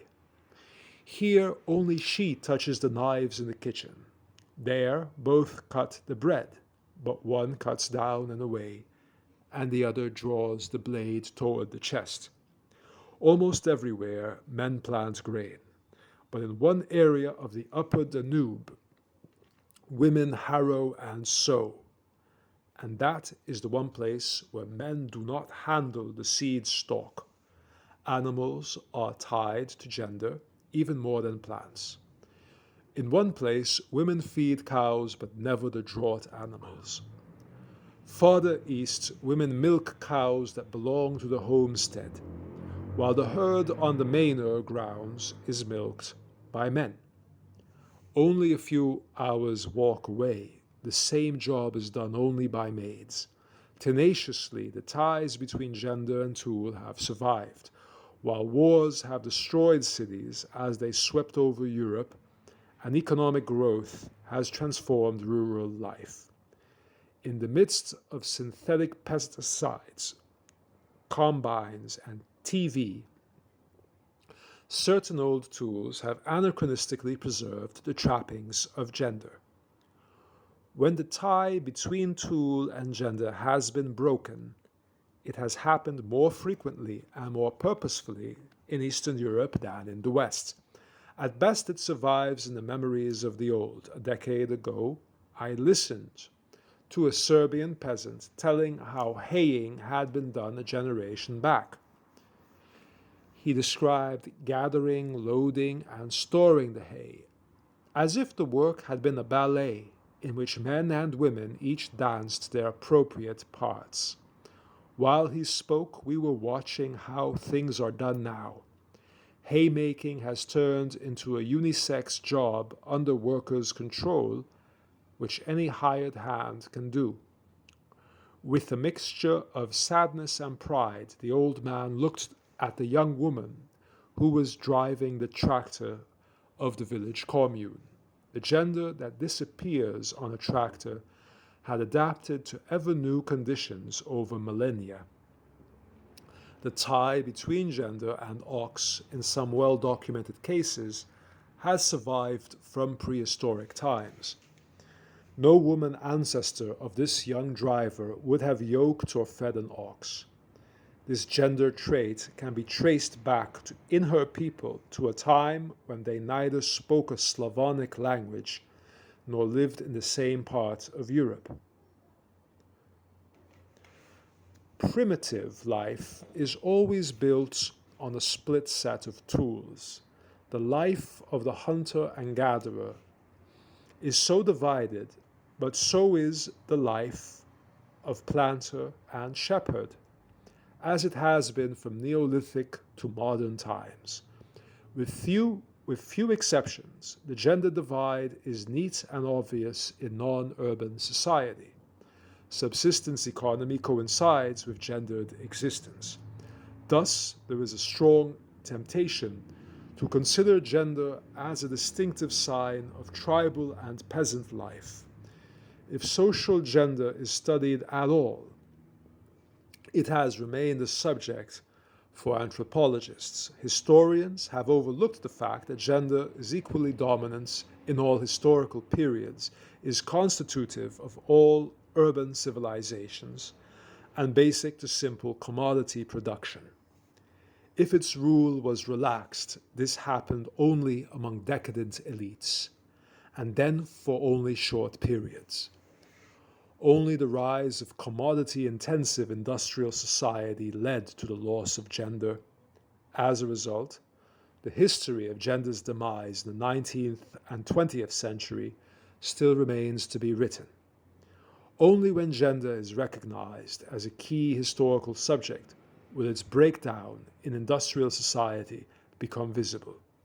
To give some examples of historical gender, I shall briefly refer to gender in rent, trade, and crafts. Footnote 71.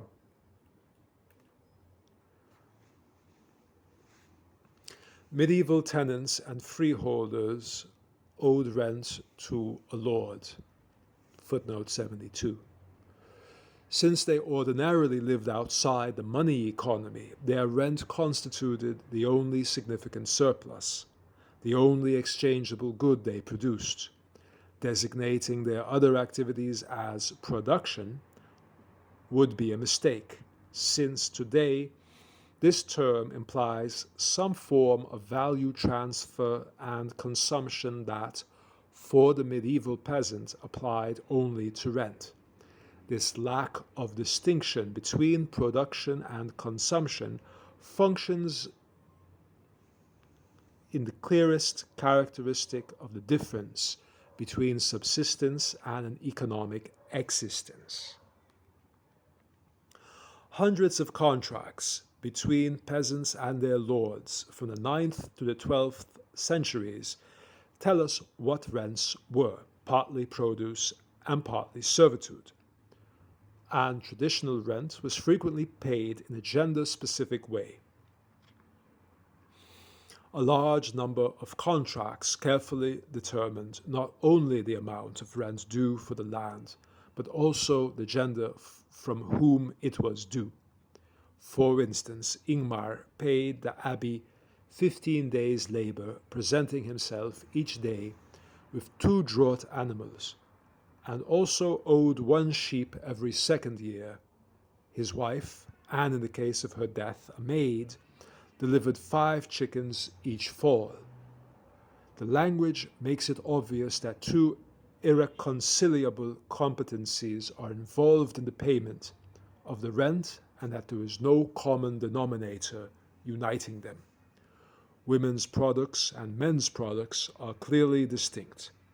Church law did not forbid any and all general servile work on feast days. Rather, it clearly specified that men were to abstain from the hunt, from tree felling, from the building of stockades, and women from hoeing, shearing lambs, and pruning trees. The two could not produce the surplus to pay the rent interchangeably. Both the product and the exacted service were gender bound. Footnote 73.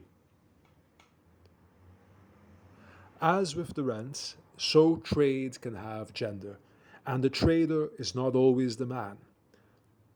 Nor is there much substance to the belief that women trade in the village square and men roam afar.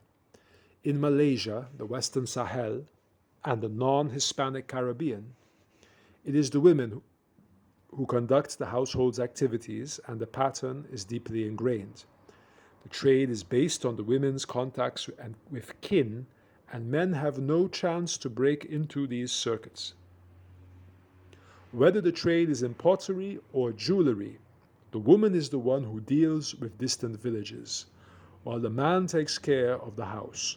To keep the husband in the home, a woman trader might force a second wife on him, under the threat that otherwise she would leave him.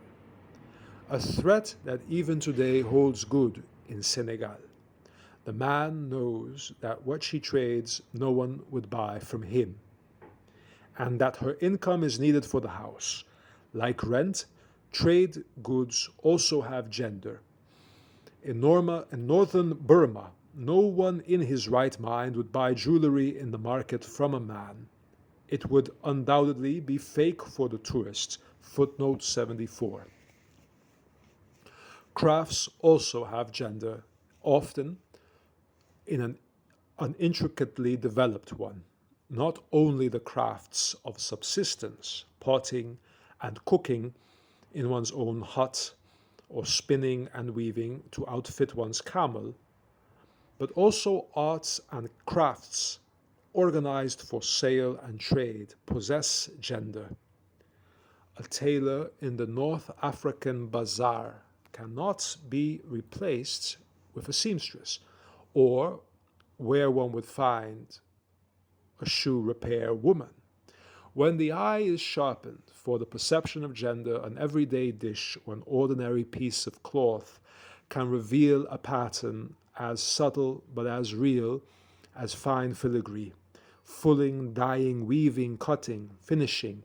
Each stage requires several distinct contributions, some made only by women, some only by men, until a four-handed opus has been completed. A couple of recent studies on medieval trades has made much of the fact that many guilds allowed women to become masters. The silk spinning and weaving guild in the 14th century Cologne was made up solely of women, but more surprisingly, we find women in guilds that were decidedly men's domain. In one case, a woman headed a 14th century smithy, which had 24 workers and a heavy investment in watermill-driven hammers. But such women were widows of guild members, and by being in the guild, they could keep the shop in the family. They were appointed the shop's guardians, as their men had been before them. But to jump from evidence of this guardianship of town or family interests to a conclusion that women worked iron ore side by side with the apprentices in competition with them would be ludicrous. Footnote 75. Rent, trade, and craft are only examples of areas that must be studied to evolve a history of gender in advanced or high civilizations. Gender is not a concept that can be viewed as merely a quaint aspect of primitive lifestyle, something that town life, simple commodity production, or complex marketing can wash from society's texture. Gender thrives in high civilizations. In the urban life of the Middle Ages, it combined with the division of labor into crafts and arts to bring about new and complex configurations that are far more difficult to disentangle than the primitive divide on which anthropologists have fastened. Gender is not confined to the present, to the actions and tools that sustain life in the present of any historical period. Each culture also assigns some tasks to men and others to women when it celebrates its own past. In Minot, in central France, the same woman who washes the newborn of the village also washes and lays out the dead. Ceremonial custom preserves gender from a distant past. Memory, too, is as dual. To this very day in Thrace, men speak about the dead and their deeds. But only women can address them. Only the women can shriek, lamenting those who have passed away and invoking their protection. Gendered action stretches into the past, into the beyond. Gender and kinship. Historians avoid discussing gender by consigning its reign to prehistory alone, and prehistory they leave to anthropology. But anthropologists possess their own avoidance mechanisms. Like physicians who lose sight of the sick by concentrating on the disease, they overlook gender by focusing on kinship. Henry Morgan himself, the man who launched kinship studies in the middle of the last century, described kinship systems as complex relationships among individuals, sexually polarized into men and women. Morgan and later anthropologists tend to de-emphasize the clear truth that kinship primarily structures gender domains in their complementarity. Kin are those who, in precisely defined terms, can reach one another across the gender divide. Kinship essentially organizes the rules of who is who to whom, which is much more significant than the establishment of a regime that gives some men power over some women.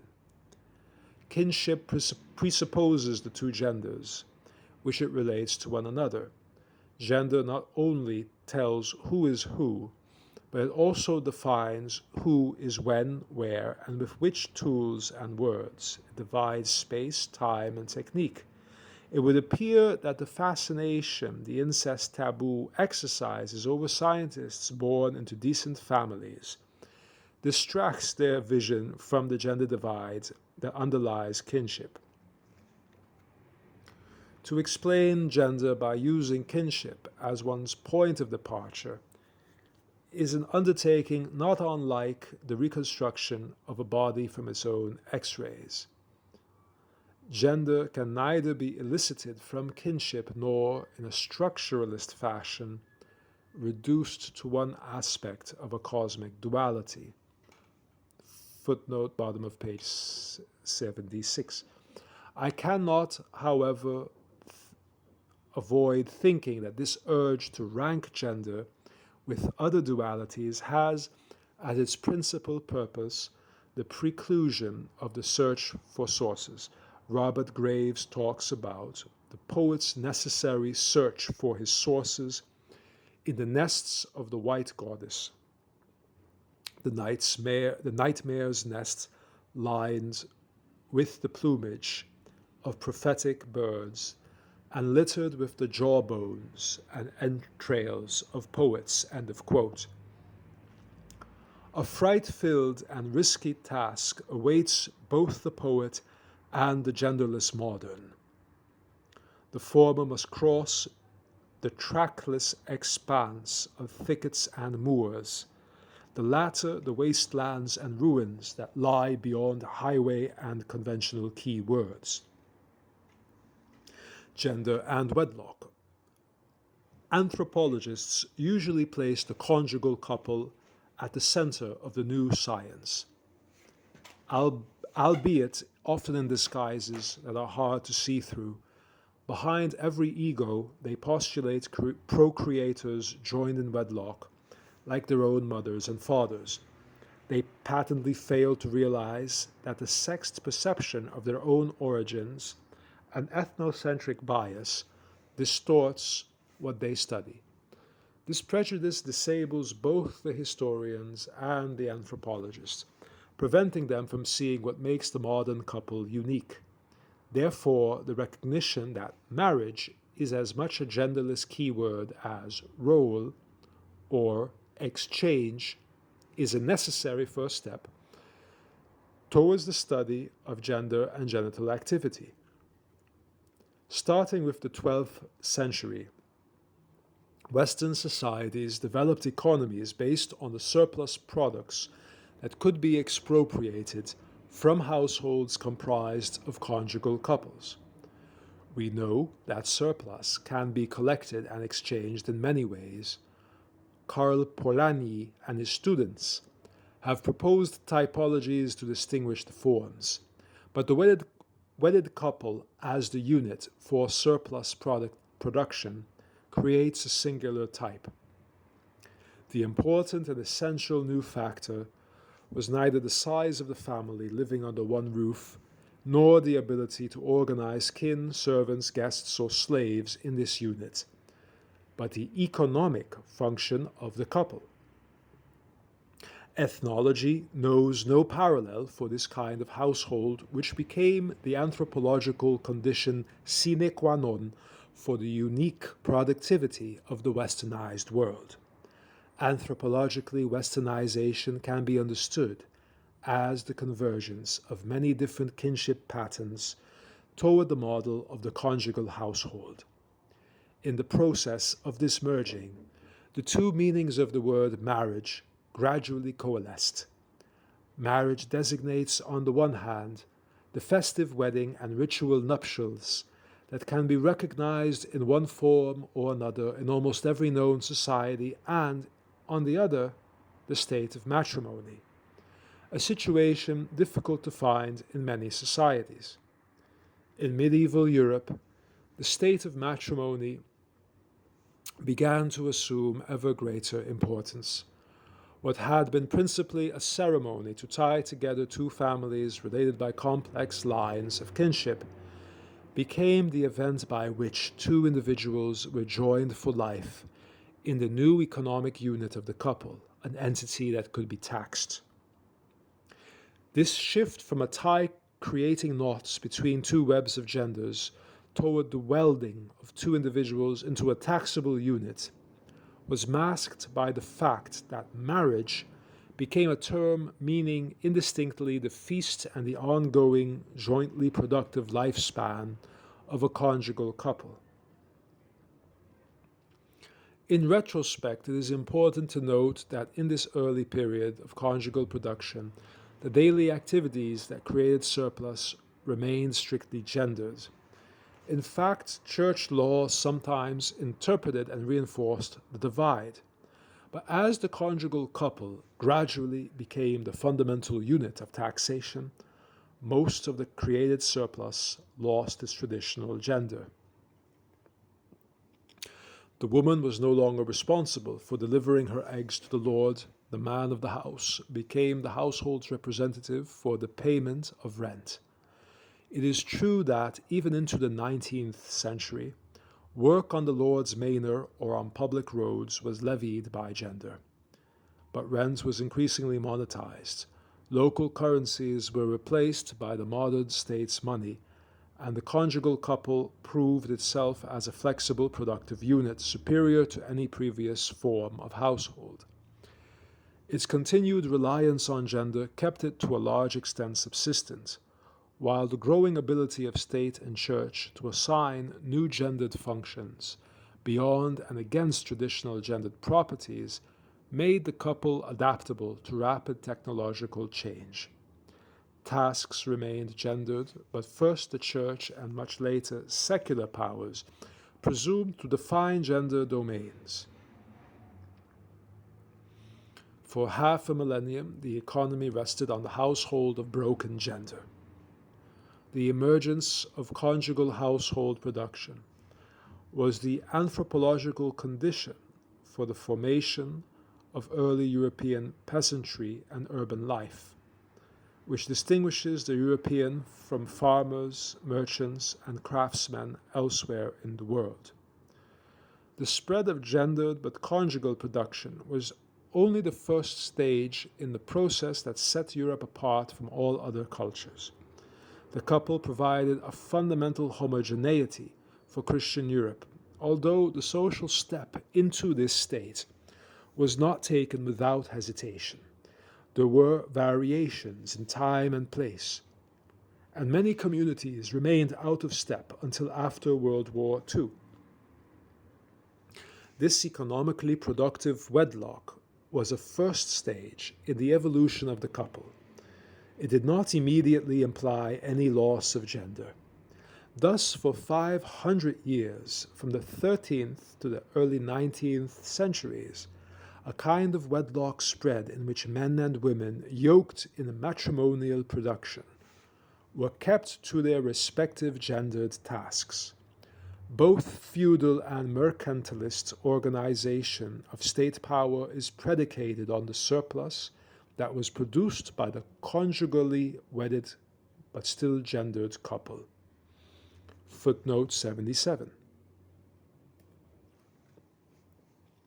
Then, quite abruptly, during the 19th century, the gendered assignment of household tasks was replaced by the economic division of wage and shadow work, discriminatingly assigned according to the newly discovered sexual characteristics of the consorts. The age of broken gender has served in Europe as a transition from vernacular subsistence to economic sex. Only in this curious second stage did economically distinct and genderless sex partners become the foundation of industrial production. And such couples provided a norm for the, quote, libidinal structure and perception, end quote, of anthropologists born to them. For such people, gender must at least be meaningless, if not deeply frightening. They cannot but prefer to study theories of kinship rules rather than the local habits of gender. End of chapter 4.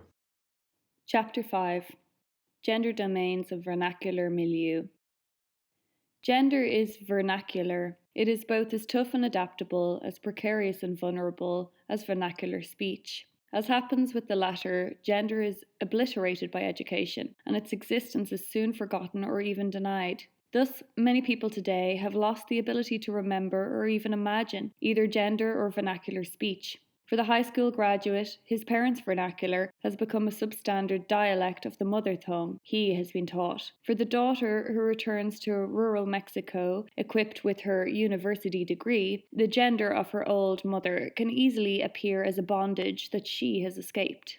The profound contrast between vernacular speech and taught mother tongue is often obvious for the parents and elusive for the son. The parents realize that the two modes of language belong to irreconcilable worlds, and the children have lost the vernacular. The children are taught that they speak it correctly. The differentiation between gender and sex is even more slippery than that between vernacular speech and taught mother tongue. Space, time, and gender.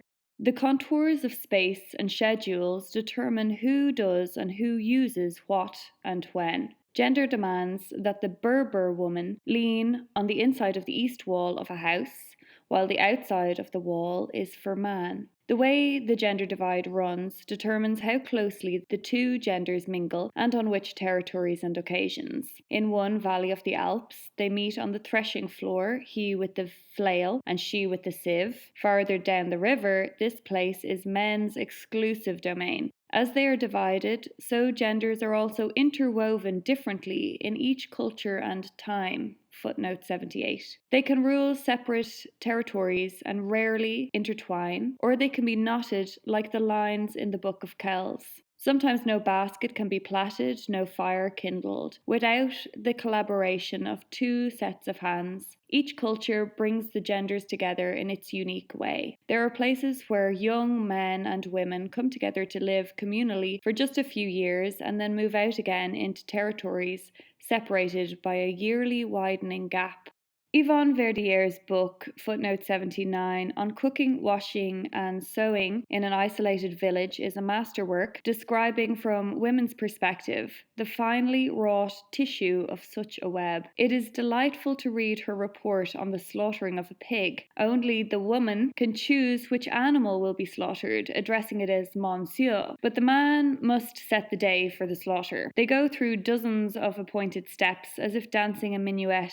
Women prepare the sausage and men salt the lard. But while in Minot, only women beyond their menopause can pick up salted pork from the larder, a few miles down the road, not even they may trespass into this male space. Each village does its own dance to the tune of its own regional music. Martine Segalen, in a recent book on husband and wife in French peasant societies, has broken new ground in describing their complementary rhythms.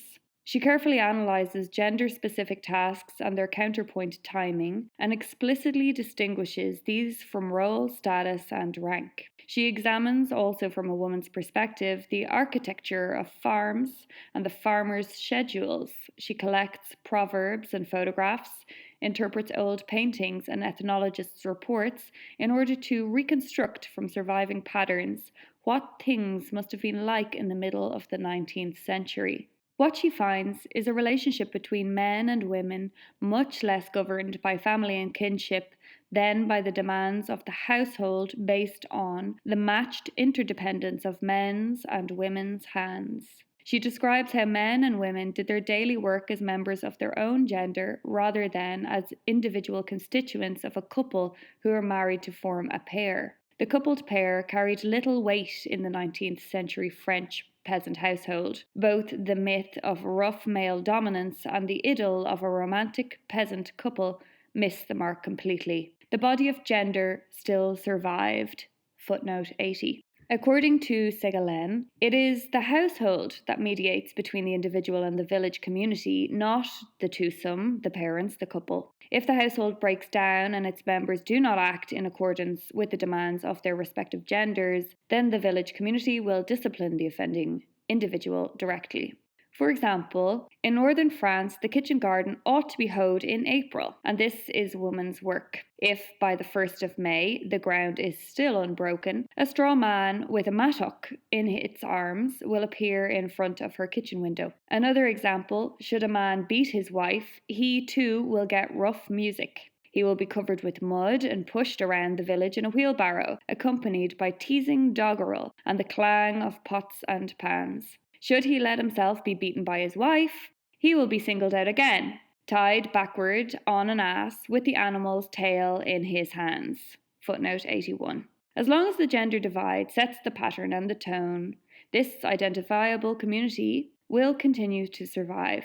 Various terms have been coined to designate such a commitment to a normative code that has been sanctioned by the proof of survival. Anthropologists studying the peasantry tend to speak of subsistence ethics. E.P. Thompson uses the concept moral economy for populations generally more urbanized. These are good, strong terms because they permit us to compare the sense of decency under the rule of gender with a possible modern norm, one that corresponds to the assumption of scarcity. Both terms affirm the right of every villager, of every member of the crowd, to make survival the supreme rule of common behavior, not the isolated right of an individual. Both terms bespeak an attitude and orientation that protects the weak from ruin. Both terms claim a right to a decorous, a customary existence, even if this right is articulated only in the struggle to defend it. But subsistence ethics, no less than moral economy, is a modern concept for the defense of an appropriate behavioral pattern that throughout history has been gendered. Therefore, I would like to leave the current non-gendered sense of the terms morality and ethics intact and find a different expression to speak about the imperative that guards local gender. What one feels when going against the gender divide is a sentiment that is difficult for people today to reconstruct, partly because it seems to be as vernacular and, therefore, as ungrammatical as that divide itself, and partly because it is an experience that faded with gender. Neither shame nor guilt is quite the word, at least in their present-day meaning. Yves Castan has studied what the people in the Languedoc called honnêteté between 1715 and 1780, footnote 82. I shall translate the term as probity. His research was done on court records of disorderly behaviour, one of the rare repositories for the actual speech of illiterate lower class people. Part of the study demonstrates how probity kept people acting according to their gender down to the minutest details. For example, when guests came to the house, the woman had to fetch the glasses, prepare the salad, bring the wine, and listen to every word without seeming curious and without getting involved in the conversation. This was expected of her. Being one of the women, she was able to make known, in ways that are more powerful than the straight speech of men, what was in the interest of the household. She thus committed a fault against her own kind if she joined in men's talk.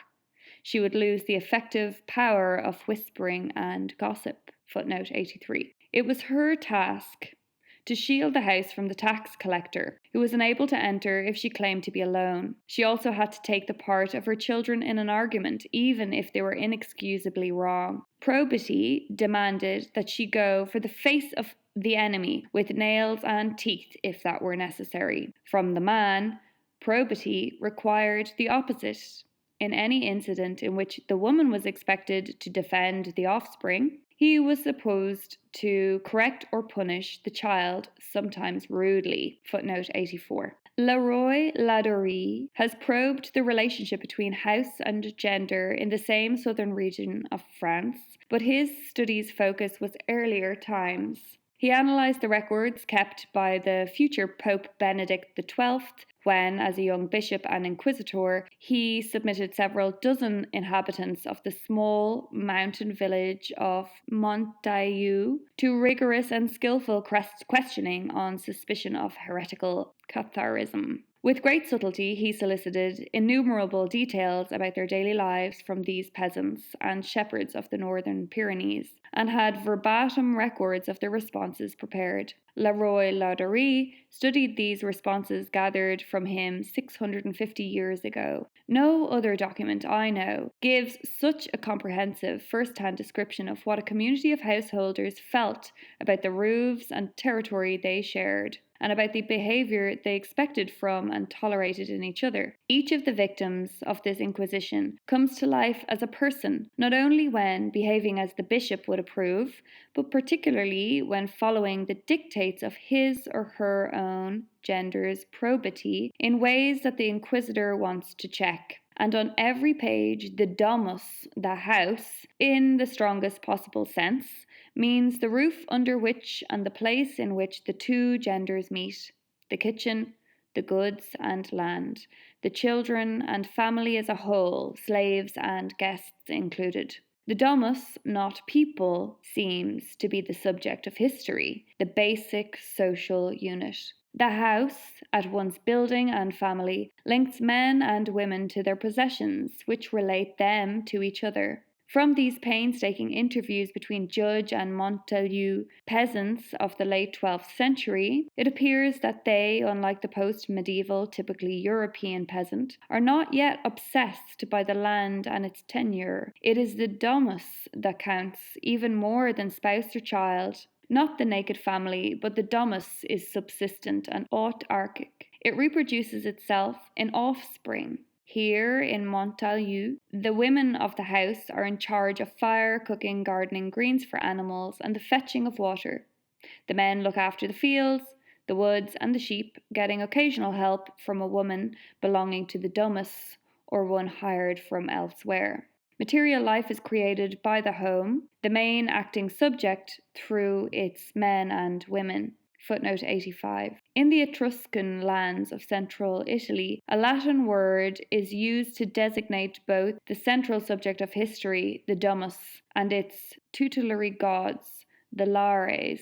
These are old gods with prominent phallus or vulva. Together they protect the boundaries of their common milieu. Traditionally, they are venerated at the crossroads, although their effigies are stored above the hearth. They are worshipped by day, keeping order in the house, even though they rise from the subsoil where the dead lie. And the dwelling itself, the home, the domestic establishment around the hearth, is also called the lar. Perhaps lar could serve as a technical term to designate that ultimate subject of history, of which the domus is one specific example.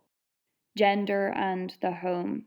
Gender shapes bodies as they shape space and are in turn shaped by its arrangements.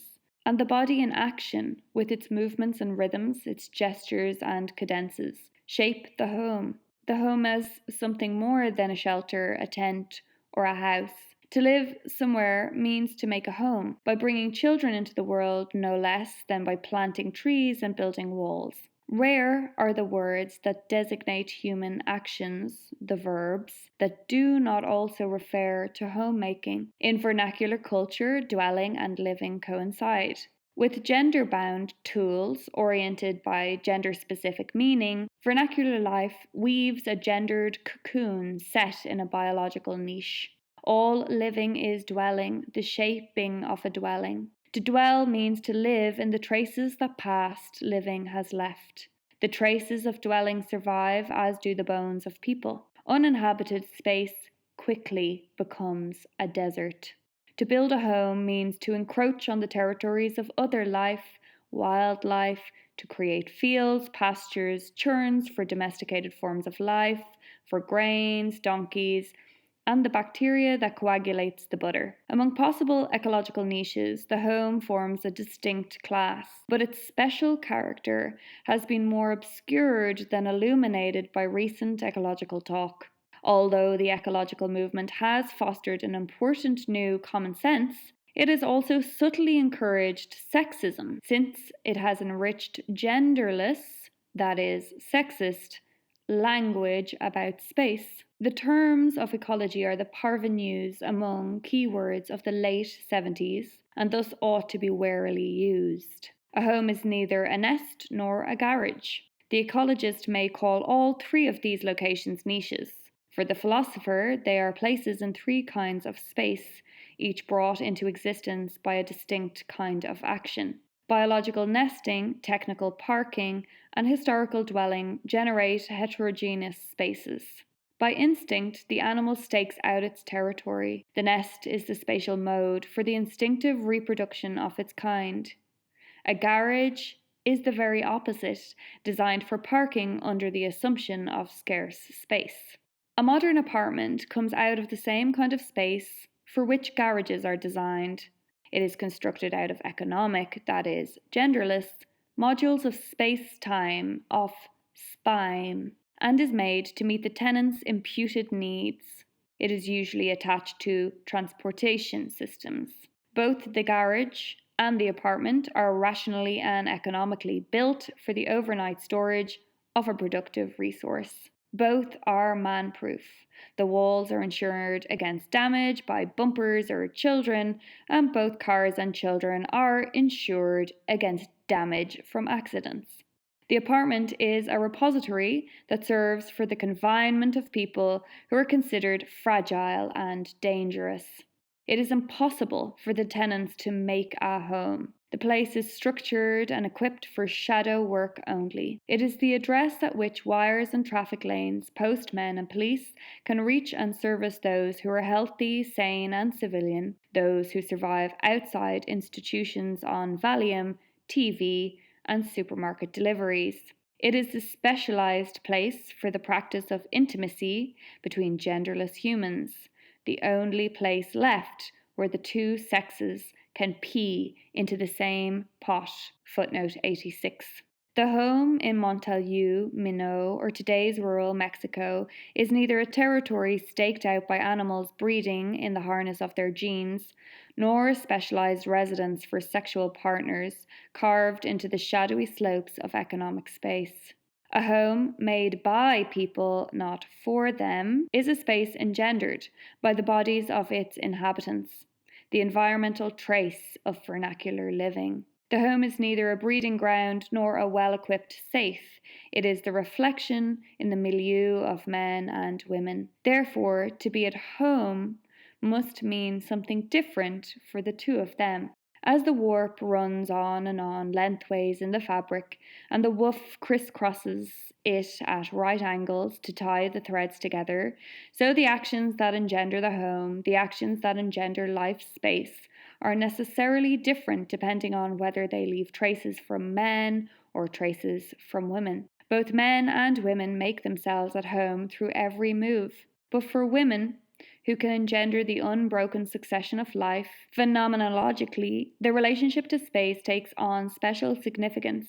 The culture may be matriarchal or patriarchal, the greater share of power in the hands of women or men, but only for women does to live and to dwell mean to engender bodies, to live behind a trail of new life. In one culture, men may build shelters, make fences, or terrace a hill. In another, these tasks are assigned to women. But only from women does bodily life come into the world. No matter how the local mythology depicts the creator of the world as mother, father, or androgyne, no matter whose name the children carry, mothers, fathers, or uncles, the special space and the time that corresponds to it, that sets the home apart from nest and garage, is engendered only by women, because it is they who bear living bodies. This reflection might sound poetic, obscure, or romantic until one recalls that women are doubly out of place in the space of the modern apartment, and that they clearly say so. The encroachment and usurpation of normative space frustrates the flesh of women as it does not and could not affect men's. Unisex architecture is necessarily male sexist, as is the unisex tickling of watches. Such designs place women in their flesh and rhythms in double jeopardy. Their potential contribution to homemaking is frustrated, and they are yanked out of their proper gender context. In both respects, they suffer more than men.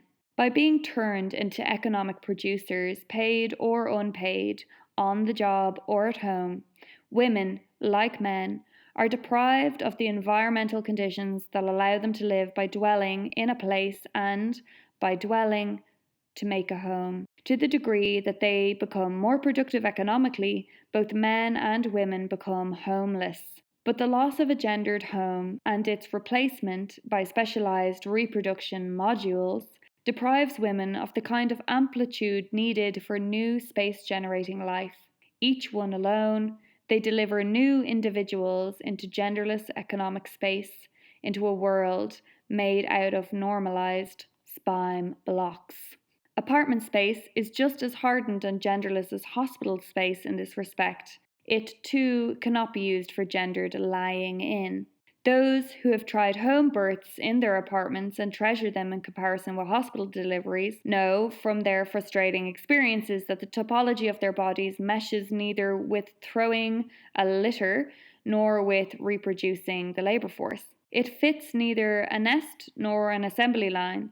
Rather, it is shaped to bring forth vernacular space and time with a child.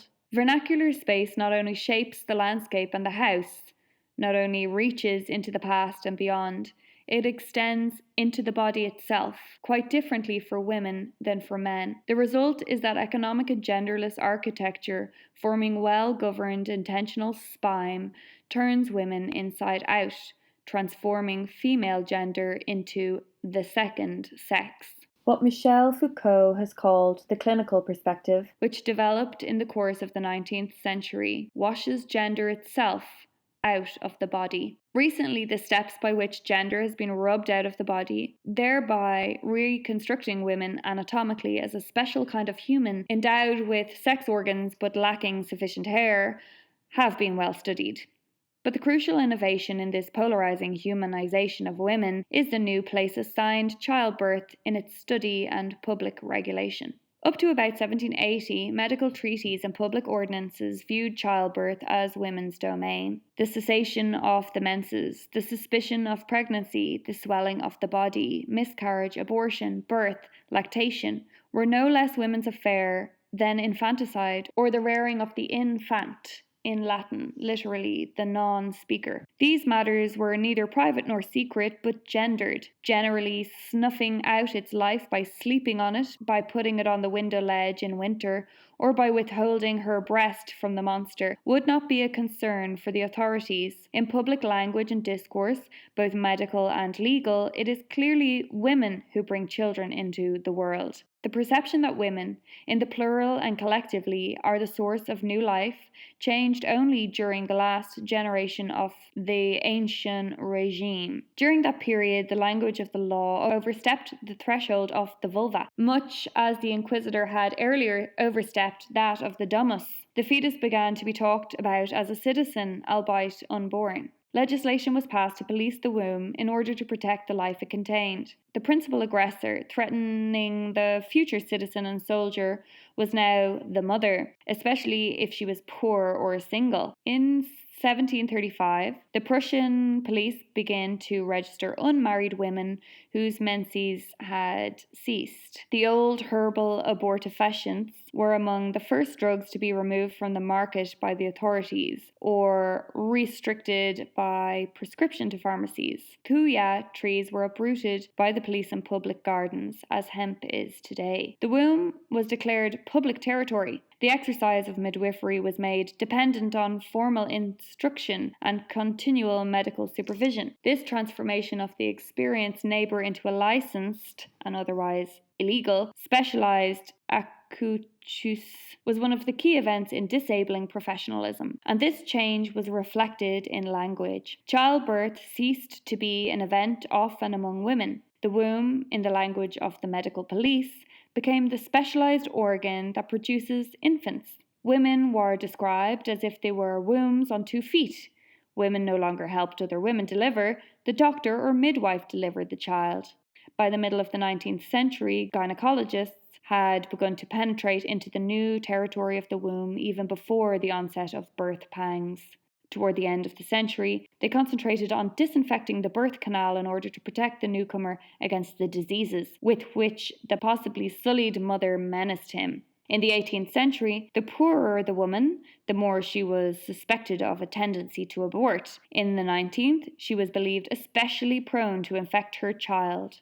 Both earlier and later, her poverty served as the pretext for separating her from contact with other women and for institutionalizing her before she could give birth, a process conveniently serving to make her available as a training ground for future medicine men. Then, at the turn of the 20th century in Massachusetts, earlier than in Berlin or Milan, genderless hospital birth, hitherto viewed as a precaution against the wiles and diseases of women, began to be advertised as a benefit to the mother herself. Genderless medical care metamorphoses the womb into a kind of prenatal parking garage. Pregnancy under intensive professional care becomes, in my opinion, the ritual solemnizing the final victory of administered over vernacular spine. Footnote 87. This essay deals with the contrast between gendered living and a sexist economy. But I have avoided any attempt to explain why a sexist regime ultimately and consistently works against women. The principal reason for this self-imposed limitation is the belief that a satisfactory answer depends on a fleshed-out philosophy of gender, and this remains to be written. But if I should ever try to explain why the loss of gender does and must degrade women even more than men, I would begin my search with an analysis of the distinct and different effects imperial and genderless environment has on the bodies of both men and women. Gender and the grasp of reality. Everywhere, girls and boys seem to grow into their respective genders early on. By the time they are weaned, they use unmistakably different gestures.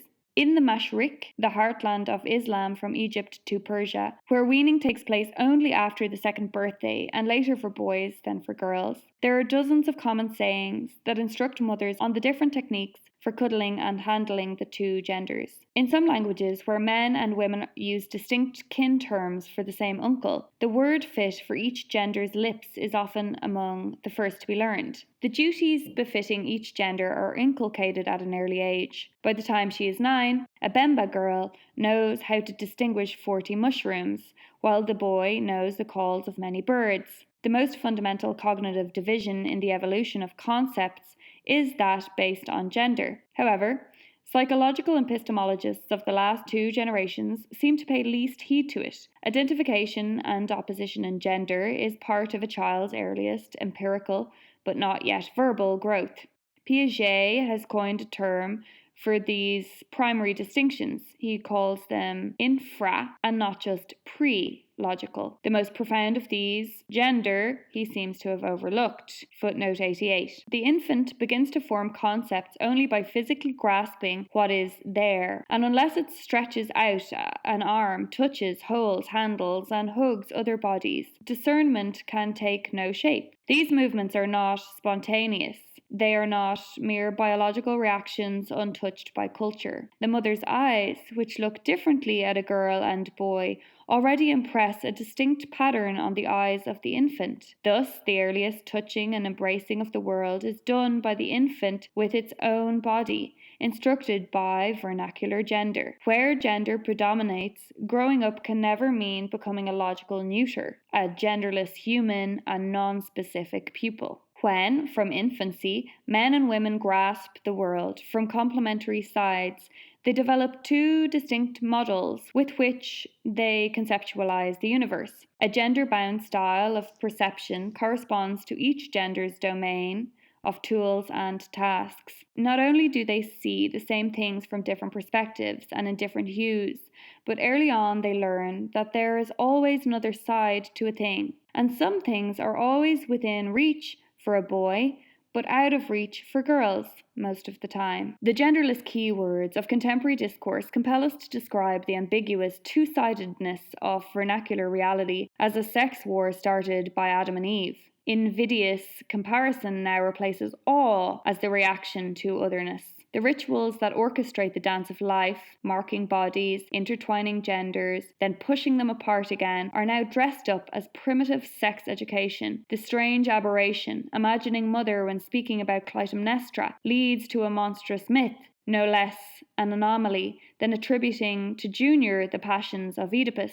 Sex and gender are unfit to cohabit the same conceptual universe. The attempt to marry the two necessarily leads to the scientific sexism of anthropology, be it of a macho or a femme brand. The most common sexist perspective by far is that of the male observer, a fact now well documented. Overwhelmingly, ethnographers are men. The rare women are either pupils or competitors of their male colleagues. It is tempting for the ethnographer to ask men what they think. Most researchers have linguistic difficulties, and men, rather than women, are more likely to have learned some vernacular language, Hausa from market use, Arabic from Quranic school, or French from service in the army. This is the principal reason why, according to E. Ardner, ethnographers tend to report that women informants are a nuisance. They giggle when young, snort when old, reject questions, laugh at topics proposed to them, and seem uninterested to speak to a stranger. In addition, they are inaccessible much of the time because their men declare them to be dangerous, impure, or in need of protection.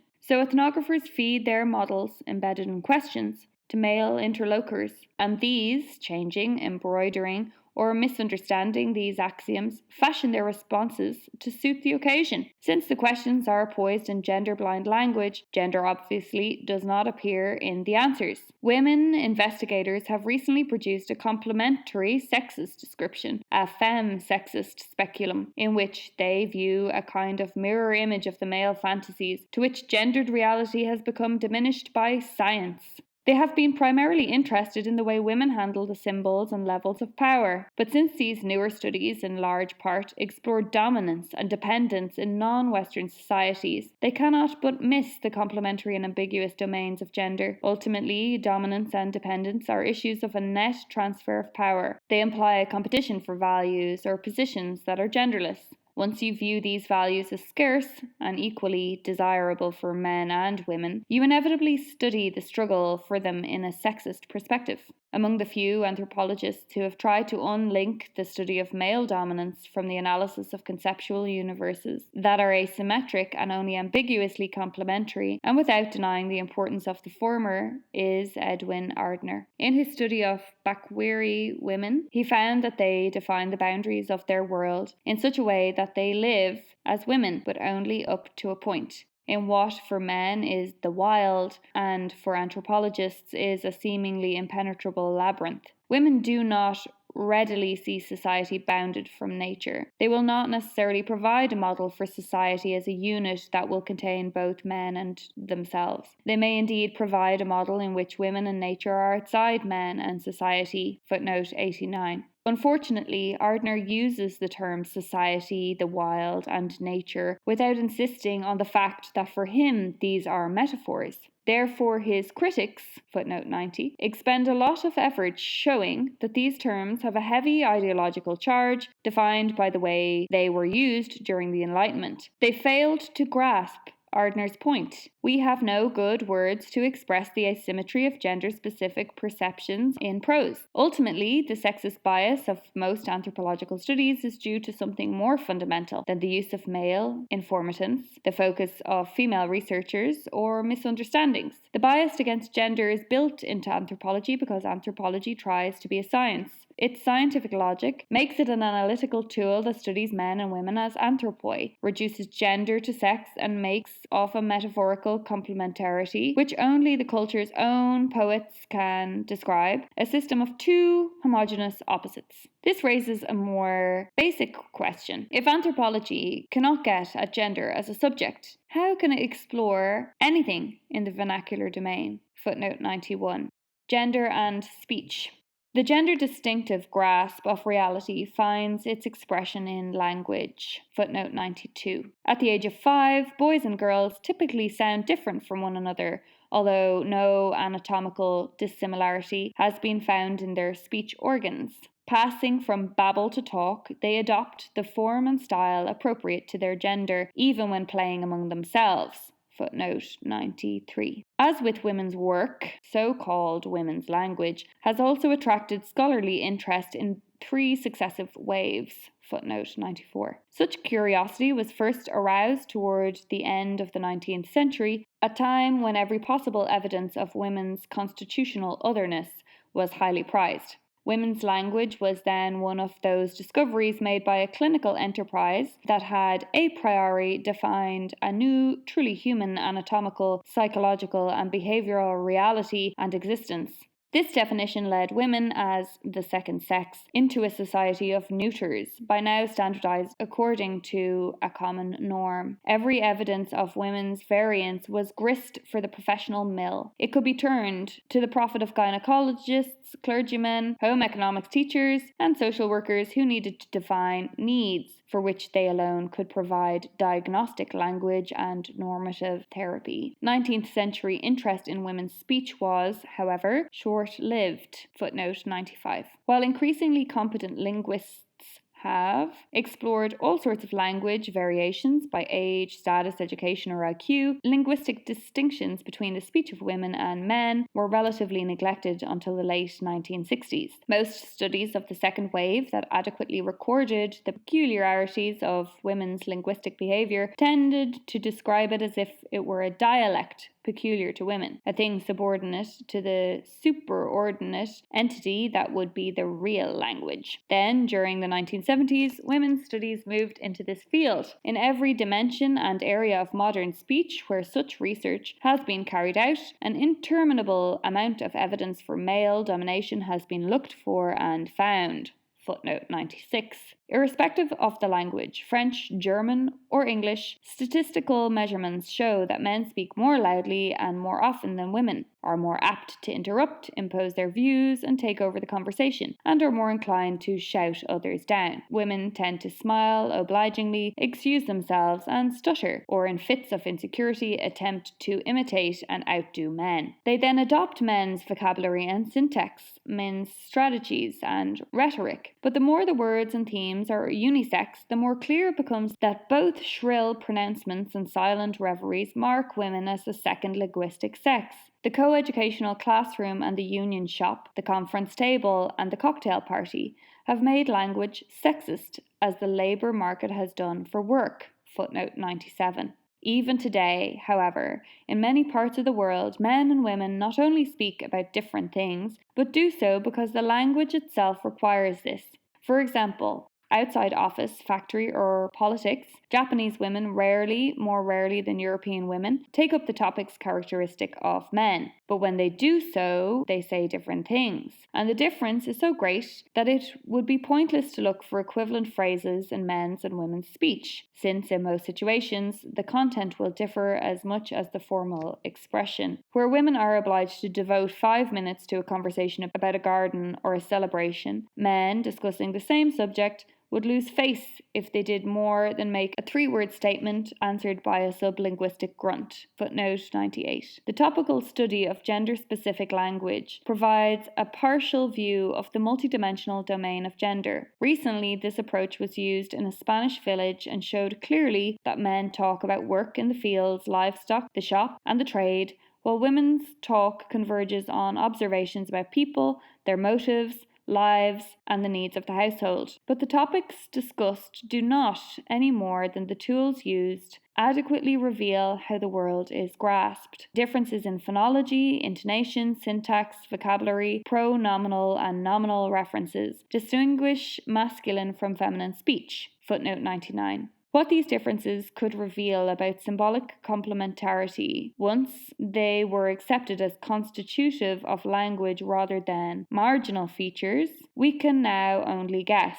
In one Madagascar vernacular, men's language is considered prestigious precisely because it is indirect and avoids confrontation. Footnote 100. For a man to be considered a skillful speaker in that culture, he must use an elusive formal style. What to a white New Yorker would sound like vacillating and spineless fuzziness, to the Marina sounds like dignified male speech. In this society, women are the marketers. They haggle aggressively, shout at children, keep everyone in their place by broadcasting their disgraceful behaviour. Women are respected when, impulsively and angrily, they blurt out what they have to say. Feminine and masculine language can reveal the intricacies of relative gender dominance even better than the study of tools. Footnote 101.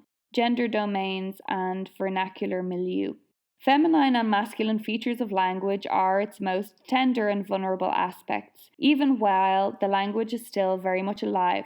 In the past, these features seem particularly to have been abandoned when a language became the instrument of empire. When it became a trade language, a language of administration that had to fit areas with very different gender divides. The feminine and masculine traits are the first to be threatened when language is standardized, and what tends to remain is mere grammatical gender, out of touch with old dualities and now mainly useful for discriminatory speech. When vernacular speech is destroyed by absorption into a taught national mother tongue, its linguistic duality is reduced merely to different patterns, annotations, and topics, and to male dominance in grammatical gender. Such has been the case wherever this process has been studied and wherever vernacular gender has been extinguished by the cash nexus and vernacular speech by alphabetization, schooling, and TV. Formerly, Coasati was spoken in southwestern Louisiana, with delicate and clear differences between feminine and masculine language. Footnote 102. But after World War I, only the elderly made the distinction, insisting that women's speech was attractive because it was easy, slow, and soft. Today, women use men's forms. Women's forms still survive as an oddity only when women of the past were quoted in direct speech. The shift to male dominance, as in the new unisex medium of communication, so perfectly adapted to industrial lifestyles, has thus been observed, no matter how many grammatical genders the language possesses. Chapter 6. Gender Through Time. Culture evolves just as language does. It implies a sui generis evolution.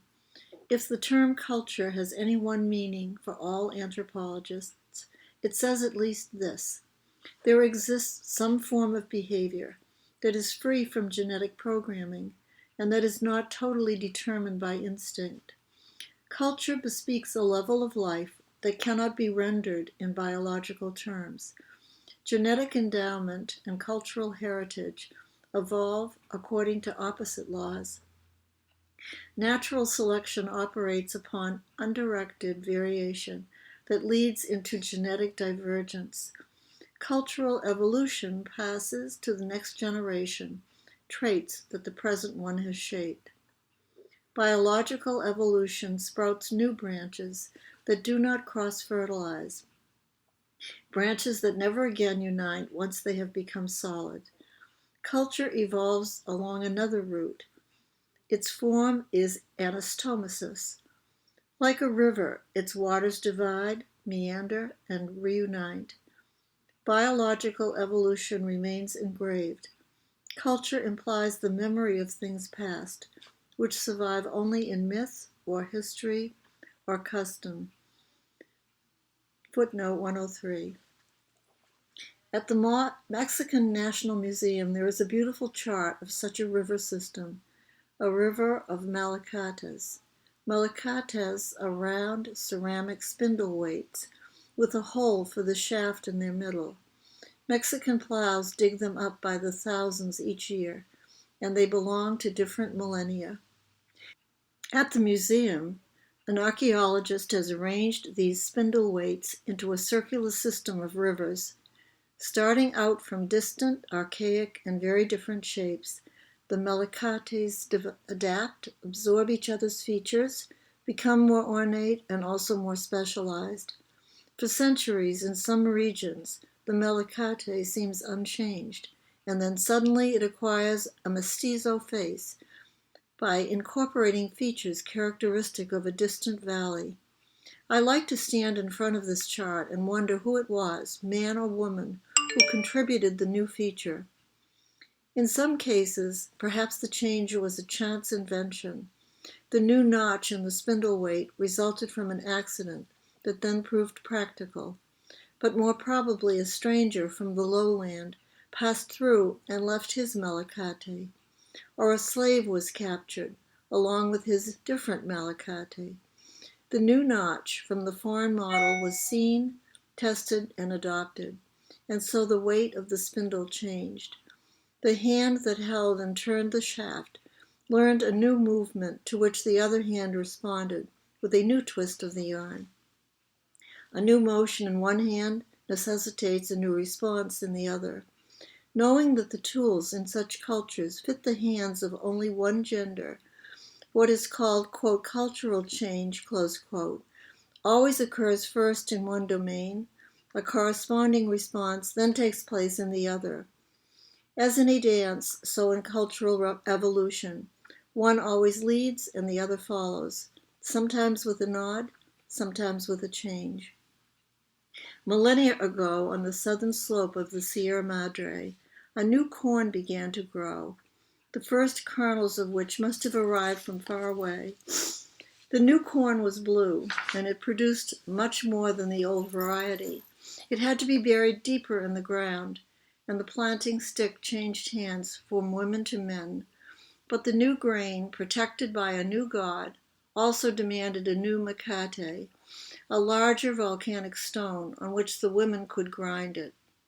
Cultural anthropology, on the basis of data already gathered, could tell us much more about technical and cultural evolution if gender accommodation were taken into account.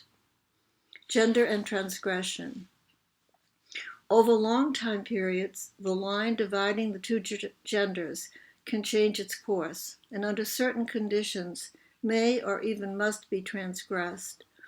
This fact clearly distinguishes gender infringement from animals' deviations from their sex-determined behavior. But at this point in my argument, there is a distinction more important than that between animal sex and social gender. the difference between gender encroachment and the fading of the gender line itself. This disappearance of gender, the characteristic anthropological feature of industrial cultures, must be carefully differentiated from the transgression or infraction of gender. Violation of the gender divide becomes clearly visible as tools change hands over various time intervals, but we can only speculate on many of the factors provoking such changes in the contours of gender. Certainly they are often the result of technological discovery. A tool or trait that had been earlier foreign but not tabooed became gendered. For example, the donkey was an animal unknown to ancient Mexican cultures until it arrived in the company of the Spaniards. Its care could not have been restricted to either men or women, nor was it taboo. No rule forbade either to touch it. Quite rapidly then, in the mountains of Guerrero, the activities associated with the care and use of donkeys became the responsibility of men, and thus the animal acquired a social male gender among the Indians and was culturally discovered. Cultural discovery, often called technological change, outside industrial society, has always been a process of gender-related gentling. Inevitably, the donkey was more than a change of equipment for men. Its use expanded the territorial province of one gender, introduced a new asymmetry between men's and women's domains, and arguably lightened women's work while diminishing their public status. For these early Mexicans, the donkey was something very surprising, but not taboo. I would resolve the term taboo for a prohibition that affects both genders, however differently, and by its absolute no, keeps the two genders within their gens. Quote, "Of every tree of the garden thou mayest freely eat, but of the tree of knowledge of good and evil thou shalt not eat of it.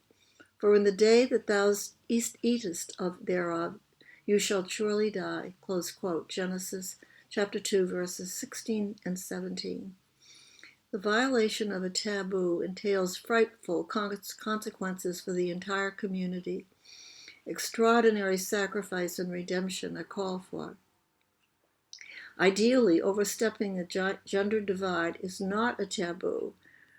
To distinguish this from taboo, I would call it a pane. Gender-informed Skayaki men, thou shalt not, quote, "thou shalt not touch a basket, that is women's domain," close quote.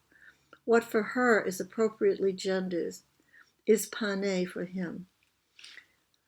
Both taboo and pane designate a prohibition, but what they respectively forbid lies in different arenas. Taboo threatens the gendered duo from the outside. It makes the men and women of a gens speak together in the first person plural, quote, "we," close quote. Pane bespeaks the other side of the moon, the other half of the world, that other muted part of our reality. I can know about only through its reflection in the opposite gender's words, looks, and actions. In all times and places, we find evidence that without change in its contour or its magnitude, the barrier between genders has been trespassed. Public misfortune is often a cause for such a breach. During the Middle Ages, the heavy-wheeled plow drawn by a shod and harnessed horse was almost the symbol of male gender. Women would not dare to approach either the tool or the animal. But we find several late 14th century miniatures from northern France depicting women handling the plow. The plague had decimated the population, and war had carried off most of the surviving men. Women had to work the fields until their boys became adults. Footnote 105. Not only public calamity, but private misfortune too can induce an individual to neglect proprieties and take up work normally done by the other gender. Until recently, the cowshed was inaccessible to men in northern Sweden. It was a warm place where unmarried women lived and slept with the cattle. and women were certain to be among themselves during the long winter season. Daughterless widowers were, however, sometimes observed slipping into the shed to milk the cow, something they would never have done while in public view. Occasional emergencies can also result in infringements. When haying is threatened by an approaching storm in a Tyrolean mountain meadow, the farmer and his sons may lend a hand to the women gathering the hay, but they could never demand this of a hired man. It seems that high status within a community brought with it more freedom to step beyond proprieties. But exceptions only confirm the general rule. They have been chronicled because they were considered noteworthy, and now they make up a privileged source for the study of gender. Paradoxically, transvestism also functions to confirm the gender divide and to inform the historian. Spontaneous group violations of gender-related strictures are rare and have always been experienced as something frightening. During peasant wars, nothing would terrorize the nobility more than a wild crowd of women who had taken up arms. In some instances, men dressed up in skirts for battle and routed the enemy army without even having to resort to arms. Almost everywhere, transvestism is ritualized into a seasonal, participatory event. Cardinals from Sicily to Scandinavia have throughout the ages demanded that women play men play women, and men play women who play men. It has been argued that some such travesties were occasionally used to inflame political passion. Especially during the 18th century, in fact, these traditional reversals became the occasion for ridiculing the process of civilization, resented by the crowd. They became a tactic for resisting the teacher and the cleric. Satire and comedy freely utilize such gender violations. Recent studies on the cultural features of laughter, fairs, mummery, and riots rightly highlight the political uses to which travesty has been put in protecting the moral economy, the gendered existence of the crowds. Footnote 107. These gender turnarounds also serve to lampoon, thus keeping in check the relative domination of one gender. Putting women occasionally, publicly, and festively on top was a way of ridiculing men without seriously undermining their dominance. Inversely, in a Mexican village that is still today riddled by the fear of witches, the dance of men in drag as hags, pursuing pre-adolescent boys, dressed up as coyotes, triggers an annual day-long celebration of laughter, putting simmering anguish in its proper place. Footnote 108. But travesty has an even deeper function. In almost every culture we find that certain priests must dress as women. Certain magical acts are connected with sodomitical rites. The pilloried are attired as the opposite sex. The culture hero must risk pane. The function of this pattern is to keep the gender divide crystal clear by reversing the public perspective on its outline. Magically, it may serve to surprise the guardian demons, keeping them satisfied and at bay. Ultimately, it reflects the rootedness of gender in the deepest mystical experiences. The rise of the heterosexual. Modern sexology clouds the historian's perspective on traditional travesty. Its categories are primarily sex, not gender-oriented. This appears most clearly in the language used for sodomy. Only a limited number of societies have terms to classify their members on the basis of the gender to which they are erotically attached. Among these, the particular style in which modern European societies stress this classification is unique. The fact that lovemaking among men or among women was more or less frequent in some places and times does not permit the historians to draw the conclusion that all societies have recognized, quote, the homosexual, close quote, as a special kind of being. Before the European Renaissance, a person could not think of himself as a homosexual any more than as an author. He preferred boys to men, or he was skilled at writing verse. A man could be addicted to buggery, much as he could have a violent temper. His contemporaries might refer to him as a bugger or a killer, but neither designation had the diagnostic power of the modern term. A man's making love to men did not make him intrinsically, quote, other, close quote.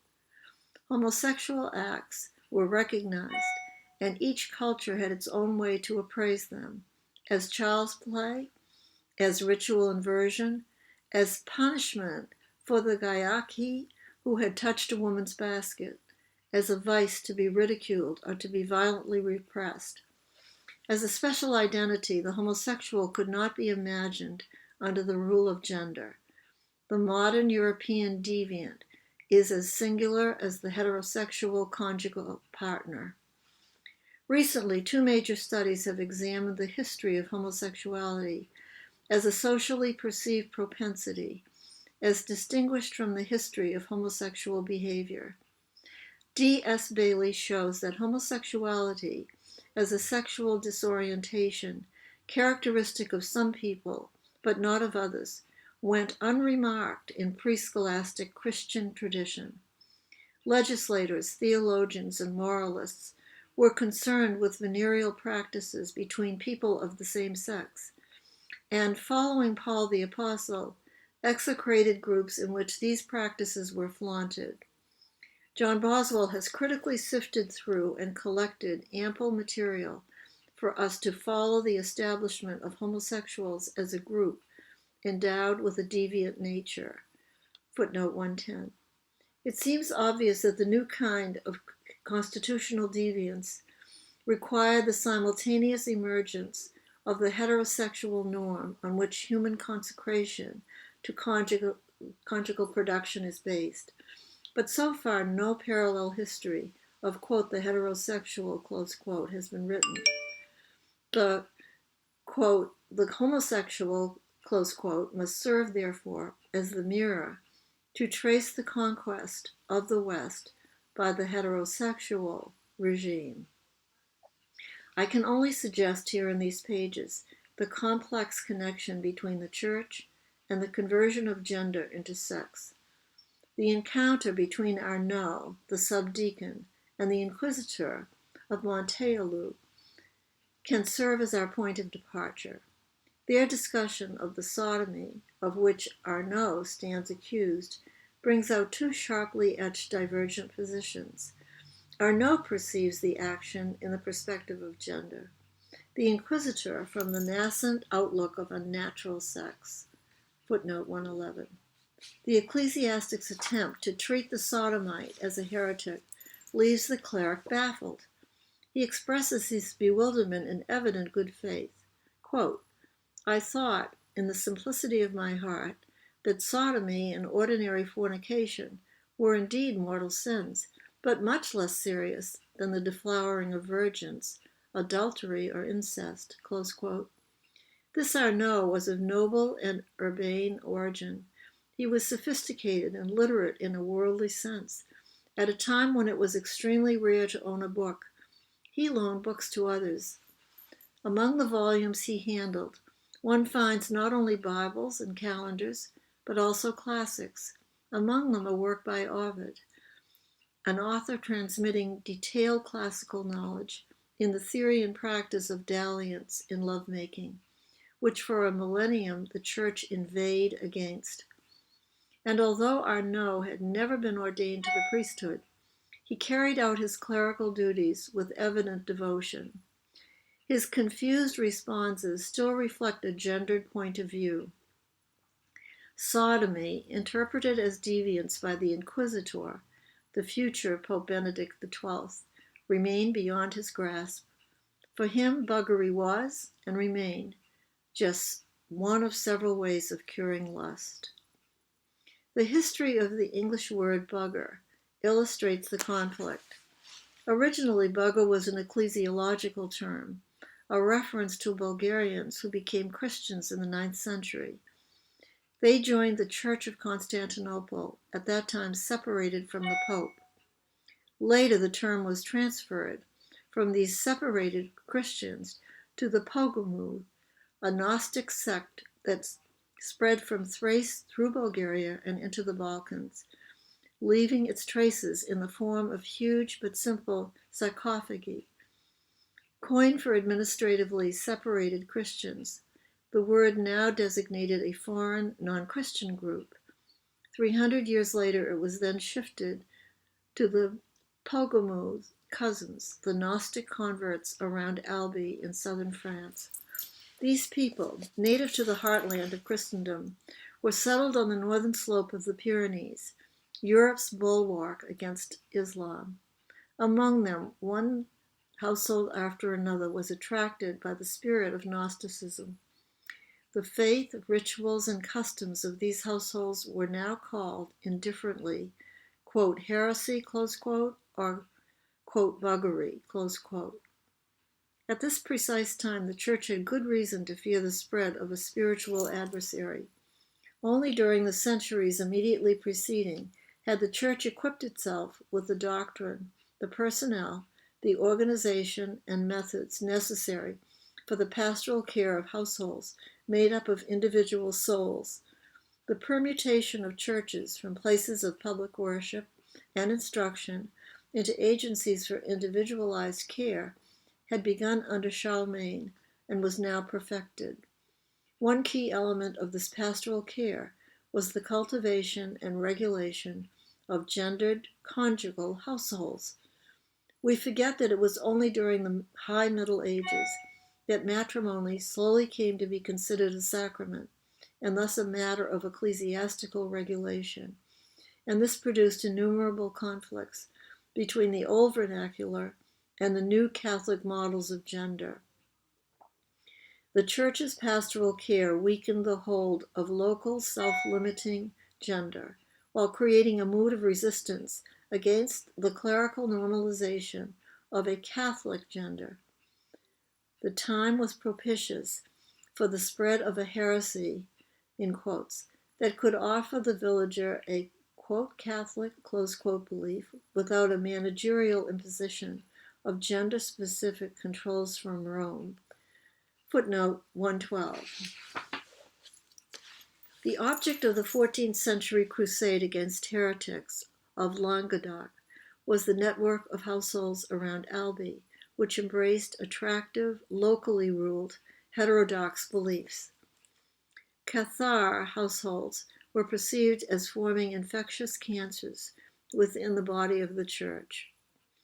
The Inquisition pried into the household to find out if the poison had spread throughout the channels of kinship from a related domus. Up until this time, members of vernacular gender households had come to the church. Now the church moved in the opposite direction, overstepping the house's threshold. The deviant individual became the object of inquisitorial diagnosis and care. Within the heretical household, the theologians sniffed out the bugger, the person smelling of heresy. In this context, the term, quote, bugger, close quote, was used in a doubly new way. It imputed a warped nature rather than mere criminal behavior, a monstrosity rather than nature's sinful enjoyment outside the bounds set by God. The medieval shift from Orthodox faith to Catholic behavior, the conversion of priests from men deputed to liturgical service into pastors, and confessors of a flock standardized the two sexes, supported the new identification of sexual buggery with theological heresy. For the pastor, now represented by the image of the celibate cock on the steeple, watching over a flock that included two sexes, the bugger was the unredeemable enemy who had eventually to be burned. The plebanus looking down from the steeple upon his people, the sheep entrusted to his care, is the prototype of the service professional. He is in charge of souls and equipped with the language to read their consciences. All the souls under his responsibility, he is taught, are of equal dignity and possess consciences to be examined and formed. The inquisitorial bishop from Avignon speaks for the church. for a new and rising church that later secularized and split, would take form in the contemporary professional establishment.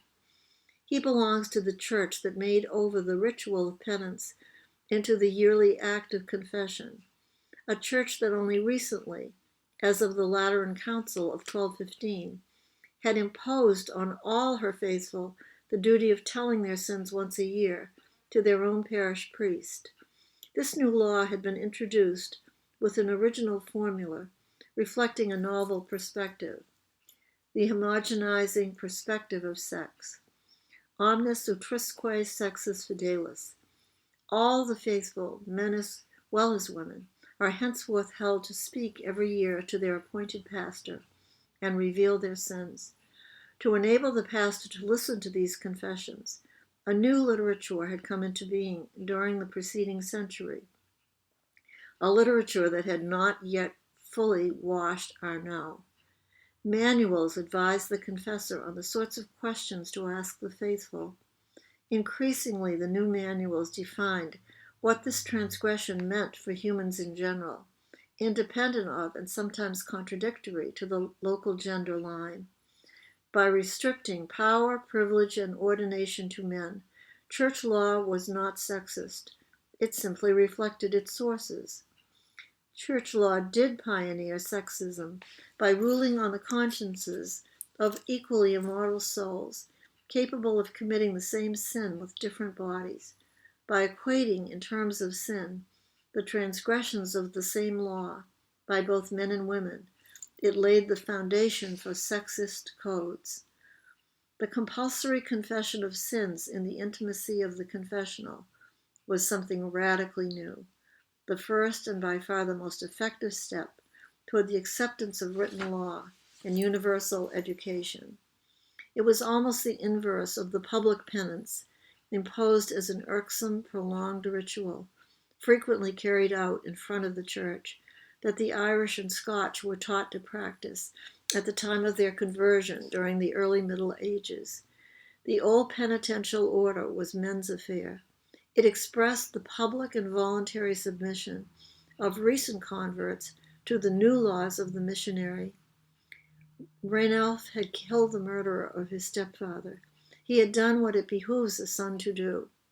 Not to have taken vengeance would have been unforgivable under the old rules of the clan, but under the new rule of Christ, he ought to have forgiven. Ranulph stood for 17 years outside the church door, in the heat of summer and the ice of winter. The new confessional order relocated penance from the outer into inner space. It compelled each soul, in quotes, to create this new space within himself, and to create it according to architectural rules laid down in church law. Unlike public penance, done once over a period of years for a life's outstanding crime, confession meant a yearly accounting of secret transgressions against laws formulated by a Catholic, that is, universal institution, Mother Church, footnote 113. Confession creates a, quote, internal forum, close quote. Once a year, the sinner opens the intimate chamber of his soul to a public, church-appointed judge who, in absolute secrecy, listens to the culprit's self-diagnosis. The consecrated Baal, the priestly judge, listens each year to a genderless soul, measuring its transgressions of a written law that defines gendered behavior. The example of adultery illustrates what occurred. In every kinship system, fornication means something different. For the woman, it is always a different kind of crime than for the man. Now, this idea of transgression of church law turned it into the same sin. Men and women became equals in sin, although, as members of their respective genders, they committed different crimes. Sexuality, as a genderless concept, took its first definition as the set of church-defined sins against the sixth commandment, "Thou shalt not commit adultery." Observing this process, it would be a mistake to confuse the new ability of the soul to apply church decrees to this intimate forum with a sense of propriety and probity, honnêteté, that kept the gender divide intact. Conscience was refined by the interiorization of a positive law for the human, while probity was the result of growth into gender. Conscience is the result of education, gender the result of education's inverse. Starting in the 13th century, the speculum confessoris developed. By this tool, the confessor could probe the penitent's soul, ask the right questions. Through the correct responses, the reign of vernacular probity was progressively overshadowed by the dictates of conscience. And while, for a millennium, women had been muted in a church ruled by men, they now became equal penitents, speaking in a muffled voice to the curate of a sexist regime. Unisex law made cohabitation sexist. It ruled first that adultery makes man and woman equal as sinners, but that even in sin, his natural place is on the top. The documents that attempt to regulate, by church rule, frequency, circumstances, and positions of intercourse are in stark contrast with the tradition of Ovid's Ars Amatoria that, according to court records, Arnaud had lent to a colleague a few days before his trial. As the pastoral church empowered its missionary clergy to penetrate into the house, the bed, and the soul, it repressed gender by the cultivation of a heterosexual marriage bond and probity by the education of conscience. The period between the 12th and late 18th century in Central Europe could well be considered an epoch of probity under the growing shadow of conscience. As would be expected with conscience-penetrating societies, formerly regulated by probity alone, the images of man and woman changed. One way of getting a glimpse of what happened is to study cultural types. Certainly the lady to whom the troubadour offered his song was a new kind of being, his mistress. She was beyond marriage and kinship for the minstrel. She has been frequently studied, and at best she represents a kind of woman that only a minority could imagine. That this minority was not tiny is evidenced by the ability of some of the simple people of Monteilou to distinguish between women they had loved and those whom they had cherished a demari. But the best proof for an entirely new devotion to the woman, which stands above gender and appeals to the most sublime forms of sex, is the spread of a new image of Mary. The iconography of sex. Marina Warner has dipped into the enormous reservoir of images of just one other woman. By studying the pictures and attributes of Mary the Virgin, she has tried to see how woman, in quotes, was viewed. Clearly, the Virgin during the later Middle Ages, when it was no longer the, quote, blessed among women, end of quote, she was now the, quote, only one of her sex, close quote.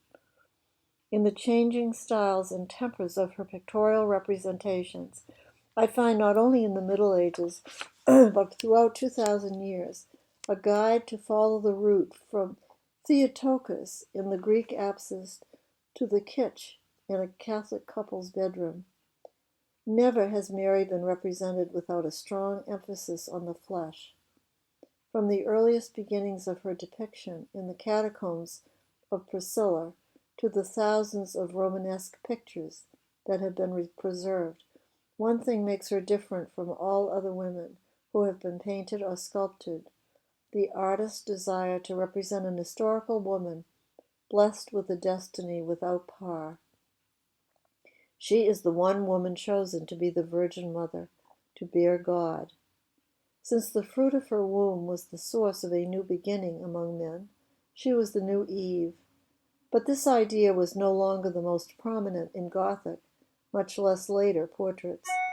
Step by step, she became detached from gender and shed both the aura of myth that had been borrowed from the goddess and the series of strong theological epithets with which the church fathers had adorned her.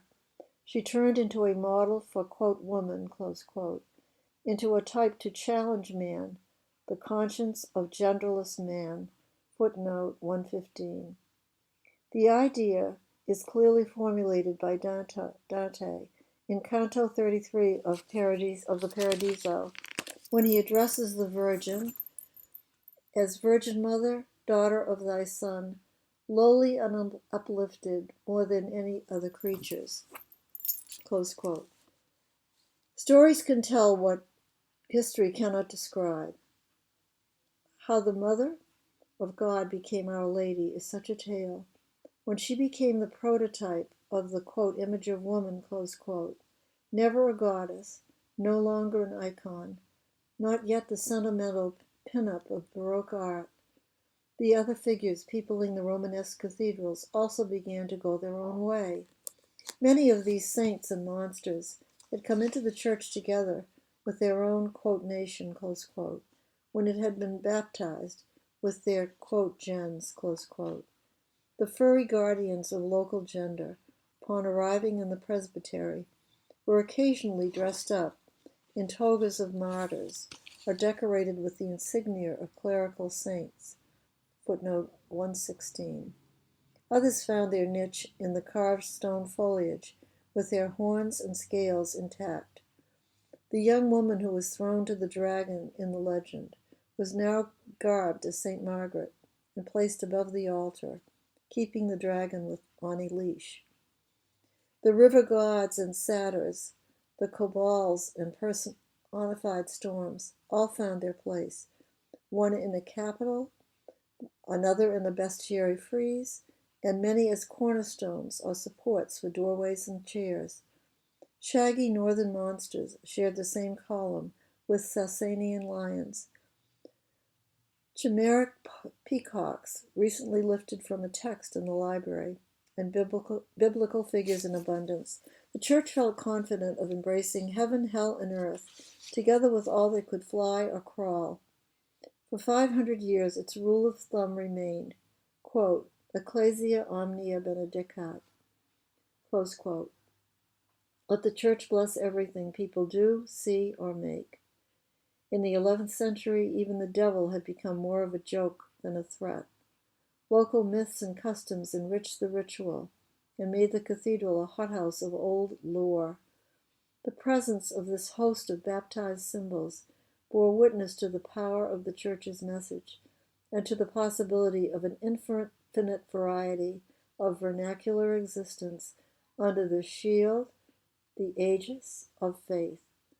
This fraternization of barely gentle local spirits, quote, baptized, close quote, imported gods, gorgon heads with new meanings, and, quote, legitimate, close quote, prophets and apostles in the Romanesque church must be clearly seen in order to understand what the exodus of the quote, recent, close quote, arrivals meant when it inevitably occurred.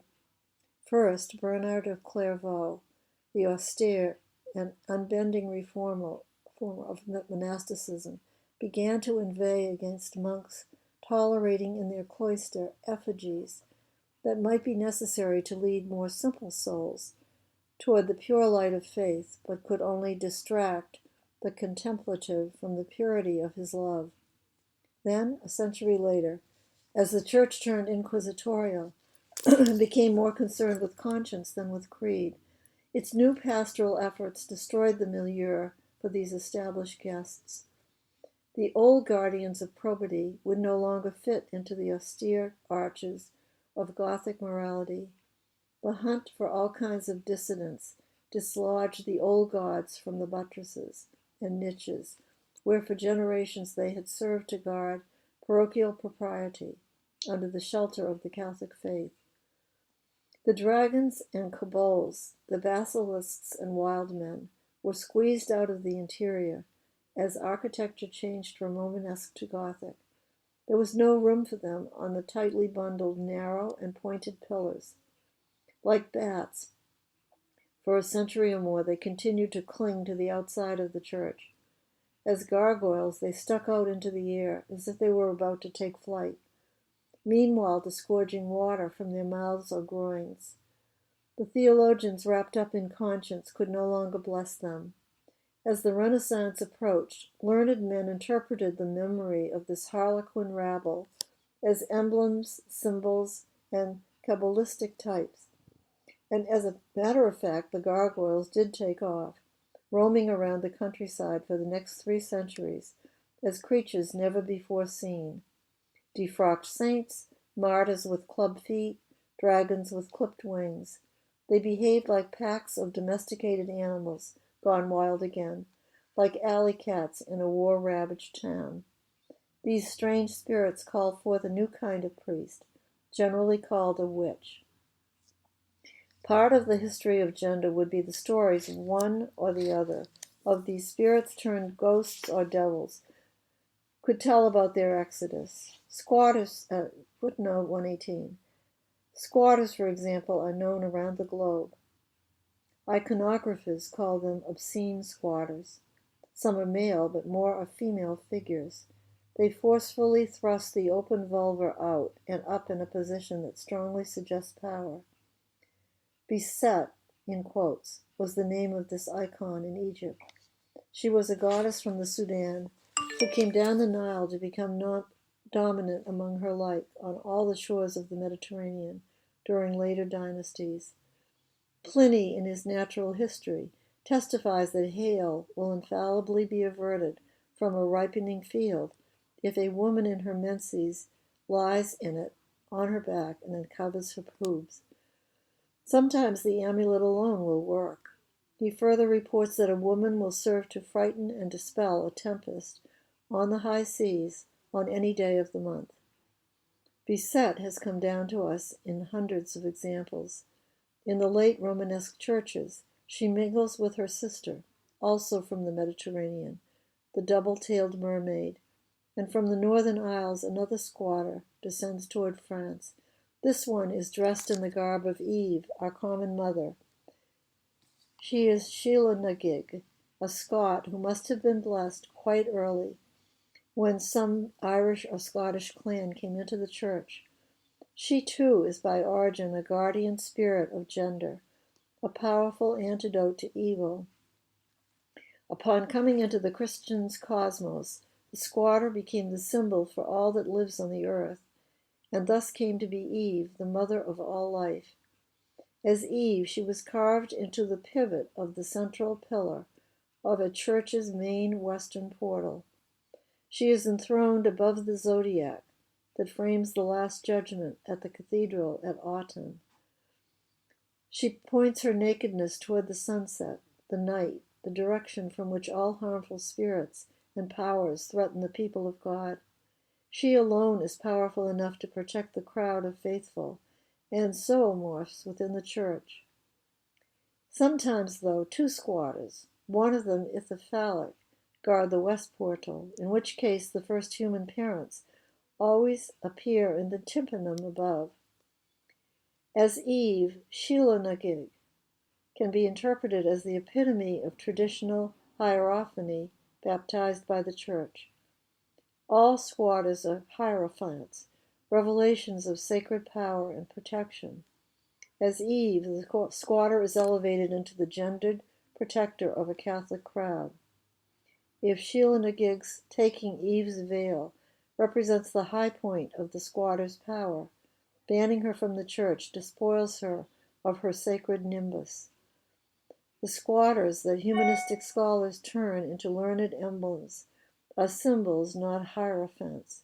No demon would be frightened by the 2-tailed sirens teeming in Raphael's loggias. The theologians turn the mermaid into the allegory of carnal lust, which they represent as an attractive vice. As one of the 7 deadly sins, she now teases conscience and is painfully removed from the sacredness of the divide she formerly guarded. But much more importantly, removed from Eve's apple, from conversation with the serpent and Adam, having lost the diaphanous transparency by which she had revealed sacred power, the squatter nevertheless survives, in spite of being dislodged from the church. With her gender broken but not yet destroyed, she becomes one of the postures of the witch. As such, she survives in kitchen and cove. Footnote 119. During the half-millennium in which they had obediently supported columns and porters and chairs, the squatter, the billy goat, the dragon, the giant, and the dwarf had lost the edge of their sacred gender. The church's indiscriminate blessings had worn it down. Now the new theologians learned to distinguish carefully between the sacraments, neither more nor less than 7, universal, necessary for salvation, and the old blessings, which came to form the layer of sacramentals, clearly second class. For the new divines, the old spirits of local decency were at best no more than symbols, generally intruders, if not vermin. And as they slipped away, taking off from the steeples, or being driven from the thicket of the cloister garden, roaming on their own, the ancient goblins were metamorphosed. No longer pagan gods, but Christian devils. No longer unredeemed guardians, but apostate spirits. No longer ambiguous hierophanies, but ghosts smelling of sulfur. They began to wander. They had lost the power to exercise vernacular fears, but they could still haunt the countryside. Expelled by the Avignon-based church, the domesticated shades of the past returned to the village square, to the rivers and mountain tops, as pale and crippled demons with Christian names, congealing into a new threat for a clergy now at the service of a novel order. De Lumo has delineated the new fear characteristic of this peculiar situation as the Middle Ages declined. The confusion, anguish, and horror of people who had simultaneously lost both the tranquility of their Christian faith and the vernacular symbols of propriety they could trust, gave rise to a religious situation without precedent. The line of priests and soothsayers who had formerly given ritual sanction to gendered existence had been broken, and the Roman priests who had replaced them had turned into pastors, charged with the administration and normalization of gendered life. A void was created, one which called for a new rite. Its celebrant was the witch, the priestess of the epoch of broken gender.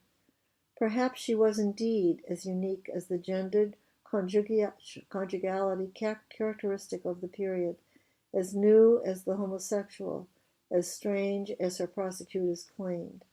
Footnote 120. In any case, the struggle against her united the secular and the religious arms of the new state. End of chapter. Chapter 7, From Broken Gender to Economic Sex. The purpose of this essay is not a history of gender, but the elaboration of concepts allowing us to disentangle gender from sex within a history of scarcity. Footnote 121. Reflecting on the declining Middle Ages, I have tried to show that a new economic order was instilled in souls through conscience. Conscience then weakened the guardians of vernacular gender several centuries before sex could replace it. A long period of broken gender separates the yoking of couples in conjugal wedlock from their industrial polarization into wage and shadow work. This time of broken gender differs greatly from place to place and could be given various names. To call it the war on subsistence highlights the rise of the nation-state. To call it the enclosure of commons underlines the transformation of common gendered domains into genderless productive resources. To do justice to the processes involved, one would also have to call this era the age of witchcraft, the period of the birth pangs of sex. It begins when conscience is first fashioned and ends when sexism becomes trivial. Gender-blind historians describe it as a transition to a capitalist mode of production, thereby hiding the fact that an ahistorical novum emerged from the mutation, a consumption-dependent producer who is necessarily sexist. Pre-capitalist societies are based on gender. Footnote 121. Subsistence is a neutral term for this gendered survival. The shift to capitalism coincides anthropologically with the decline from broken gender into the regime of sex. Societies in which the reign of gender has broken down are capitalist. Their genderless subjects are individual producers. Curiously, this decisive transformation has not yet been identified as the crucial anthropological condition that accounts for the transition from pre-capitalist economies to the growing commodity dependence for everyday needs called capitalism. Capitalism is a curious term. Footnote 122. It was unknown to Marx when Engels first used it in 1870. Proudhon had occasionally inserted it in a text, but only Sombart gave it familiar currency. Ferdinand Brudel, footnote 128, still finds it necessary to apologize for its use in the title of Material Civilization, Economy and Capitalism from the 15th to the 18th century, a magnificent portrait of economic life after the Reformation and before the French Revolution. An economic Bruegel, he depicts a vast canvas of material, institutional, and political life during those centuries. He brings to life a post-medieval Europe teeming with fairs, markets, and workshops, expanding trade routes and associations. Throughout, he underscores the fact that what he calls capitalism only very slowly penetrates into the procurement, production, and exchange of primary necessities. He carefully searches for the changes that it might explain this penetration, and the reasons exponential capital accumulation become a factor affecting the everyday existence for most people before the beginning of the 19th century. He identifies growing market dependence, legal conditions, protecting long-range accumulation, and oversees expansion of economic space as the converging conditions without which capitalist/industrial production could not have become dominant. But throughout the 3 volumes, he consistently overlooks the universality of gendered existence in pre-capitalist societies and the loss of gender in the transition to capitalism. For him, gender is not a crucial historical factor. To write the history of the foundations on which our world stands is quite different from the attempt to tell the story of what has been lost. For the historian who looks at the past in a rearview mirror, sickle and scythe are but local farm tools once used in the harvest, replaced by techniques when modernization occurs. If such history pays any attention to mentalities and sentiments, it tends to focus on the characteristic alienation, loneliness, and exploitation that grow apace with the new techniques. It examines the pain inflicted on people by the new market economy, mechanization, or hunger. The other injury resulting from the loss of traditional gender, now washed away through the new plumbing, remains the hidden side of the sorry story. What did she lose with the sickle? What else went with the scythe he had to give up? To write the story of the motley losses, one has to rummage around and ferret out the specific vernacular feelings which have barely left a trace. The historian has to describe the death of a gendered reality that, despite its existence through millennia, has eluded his colleagues. To prepare for such a task, I have tried to provide a background for my theoretical reflections, with a stage outline marked by an occasional charcoal sketch. In several of these, I wanted to illustrate society's housebreaking precedes wedlock. Now one story must suffice to enliven my description of the birth pangs of economic sex. A Lutheran village in Württemberg bears witness to the reactions of men and women faced with the first imposition of genderless work. Between 1800 and 1850, the unusual number of 4 dozen divorce proceedings were recorded in Württemberg. David Sabine has tried to interpret the grounds given for the dissolutions, grounds unlike any adduced in earlier times, footnote 124. To understand what has occurred, he had to consider the economic transformation of the region during the period. A railroad was being built, tenancy was being altered, and most of the families were being forced from homesteading toward producing cash crops from fruit trees. Plum and apple orchards, together with the large-scale production of sugar beets, replaced diversified farms and kitchen gardens. Putting in and harvesting the cash crops proved to be more labor-intensive than homesteading had been. And the change occurred in one generation. Women were suddenly forced to join men in men's work in order to earn enough family income to buy what had been formerly grown in the garden plot. They were also forced to work more and faster in the kitchen. The divorce proceedings reflect how deeply disturbing these innovations were for both men and women, how helpless each felt, how unable to understand the implications of their seemingly rational decisions. Women complained that men suddenly ordered them around at work, a totally new experience for them. No matter how much the gender-defined work of women might seem subordinated to that of men, the notion that men could direct women in the work itself had so far been unimaginable. Women resented the loss of domain.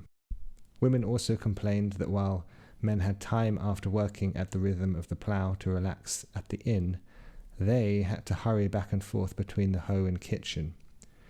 Envy of a new kind, envy for the other gender's schedule and rhythm thus appeared, an envy destined to remain as a central characteristic of modern life, an envy fully justified, quote, justified, under the assumption of unisex work, but unthinkable under the shield of gender. The men, on the other hand, regularly complained that their women were inferior to their mothers. Formerly, their diet had been rich and varied. Now they had to eat spazelli day after day. The curtain closed on the epoch of broken gender and conjugal co-production. In this microcosm, we see vividly how the new script for the industrial age was to be written. For the drama to live and move, the stage had to be peopled with heterosexual actors who were also economically neutered workers. In most versions of the modern drama, a short intermission separates gender from sex. The reign of gender, where the household obtains its subsistence from the apportioned tasks accomplished by the sets of non-interchangeable hands, from the regime of industrial economics, where genderless hands produce commodities in exchange for pay. During this proto-industrial intermezzo, unisex work to be performed in the home is forced on the household, footnote 125. Thus the household is transformed into a mill where gender is ground down until only sex is left. The sufferings this crushing of gender caused both men and women have gone largely unreported. Two reasons can be offered to explain this blind spot. On the one hand, the new experience of economic misery became the glue of proletarian unity. Wage labour brought a new kind of pain that annihilated women and men. All wage labourers suffered from the very same epidemic of disorientation, loneliness, and dependence. These feelings brought forth the political interpreters and an elite of a new class. The diagnosis of the universal woe became the career field for new professions, educators, physicians, and other social engineers, which thrived on the production of policies, guidance, and therapies. The self-interest of both the revolutionary leader and the socialization merchant precluded any attempt to understand the gender-specific pain of loss. On the other hand, the pain of impoverishment due to the obliteration of gender constituted something quite different in each region. Few possessed a language suitable for translating the subtle vernacular varieties of this pain of loss. While the stage for factory labour was being hammered together and a modern economic set was being constructed, but before the script was rewritten for the new and unfamiliar sex roles, novel critical theories were conjured up for the avant-garde theatre. The genius of Marx and Freud can be appreciated only by those who see how early in the development of the modern drama they defined its rules. They forged the definitive concepts that would be used to describe and orchestrate the new kind of actor, industrialized, quote, man. 700 years earlier, the Church had imputed genderless sin to genderless souls. Now the genderless power of genderless humans in a genderless cosmos became the key transcendental characteristic of the categories used in a new kind of metaphysics. Around the middle of the 19th century, a dozen natural scientists, simultaneously though independently, redefined the vis viva universi, the living force of the universe, as energy, sometimes bound, sometimes free. Helmholtz is usually credited with the feat of having formulated the laws by which physical energy henceforth fit the assumptions of scarcity that are constitutive of formal economics. During the same decade, the labour force was made into a key concept by which the human contribution to human existence could be treated as a scarce resource. Finally, a generation later, Freud, textually repeating sentences from Helmholtz, attributed psychic energy in the form of libido, sometimes bound, sometimes free, to the human. The new canonists fabricated their theory of secular man and his salvation on assumptions derived from chemistry and fluid mechanics. They claimed to find a genderless power that, as capital, circulates through social conduits and as libido through psychological channels.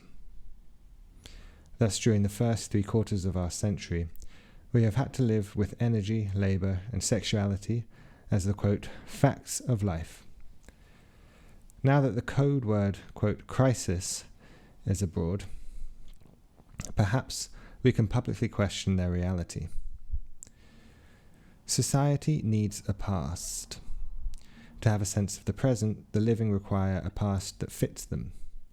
There is no first person plural, no, quote, we, without its myth of creation.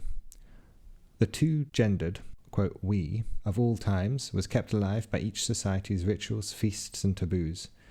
Industrial society, too, needed a myth of creation. It could not exist without one. So it created a special institution to provide each household with, quote, news, and a constant sense of a, quote, past. The past became an industrial enterprise. The scheme through which industrial society churns out its past has been called history. For 100 years, history has fabricated a continuity between the genderless present and the gendered past, legitimating the descent of sex from gender. With an increasingly refined methodology, the new science has interpreted the story in sexist categories to give a past to our economic world. Without such economic reconstruction of a gendered past, the contemporary world of sexist economics could not have been made attractive, especially to those against whom it has consistently discriminated. History has joined myriad synthetic ties of sentimentality to a realm of gender that the contemporary world had in fact abandoned to begin its frenzied journey. Historians have woven a tapestry to make us feel comfortable in our sexist environment, but the fabric has been manufactured out of industrial fibres. Powerful enterprises attempted to make the past appear as seed, a primitive form of the present, its languages, customs, and institutions being the genuine ancestors, the embryonic forms of those that are contemporary and familiar. Our library shelves are crowded with books that attribute a class structure to Greek city-states. We call the sophist peddling his tricks a forerunner of modern educators, which report on the sex life of Mesopotamia. Sex life has the word sick with an exclamation mark in brackets after that. I write this essay to counter such a centralist perspective on history, and I reject the label of scientific historian, for I will not reconstruct the past with keywords, nor with concepts mined in utopia. Yet I believe in honouring the dead by research that is public, disciplined, documented, and critical. I have tried to direct attention to the break between gender and sex, to bring into view the chasm that divides the present from the past. I have tried to expose the counterfeit genealogy of sex that underlies economic history. It is a fiction needed by a sexist society that cannot face its lack of legitimate ancestry. The grounding of sex and gender is spurious. Both sex and gender have social origins, but they stem from unrelated matrices. The matrix of sex is alma mater. The matrix of gender can only be found beyond, quote, the cavern of the seven sleepers, quote, lodged in rock clefts on the branches of enormous hollow yews, from Robert Graves' The White Goddess, a historical gram of poetic myth. Whether they are born outside the matrix of gender or first delivered from and then educated into the matrix of sex, women must face men. Each matrix, however, endows them with a different relative power. Under the reign of gender, men and women collectively depend on each other. Their mutual dependence sets limits to struggle, exploitation, defeat. Vernacular culture is a truce between genders, and sometimes a cruel one. Where men mutilate women's bodies, the gynecium often knows excruciating ways to get back at men's feelings. In contrast to this truce, the regime of scarcity imposes continued war and ever new kinds of defeat on each woman. While under the reign of gender, women might subordinate, under any economic regime, they are only the second sex.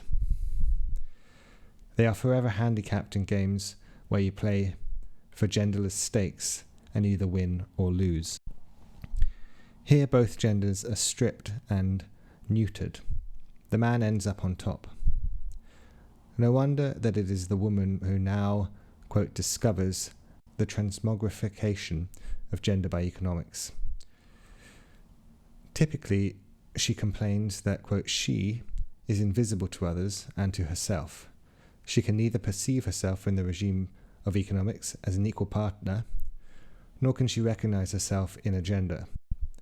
The turgid scenarios of political science, constructed with a set of assumptions about the equality of all men, do not apply to her.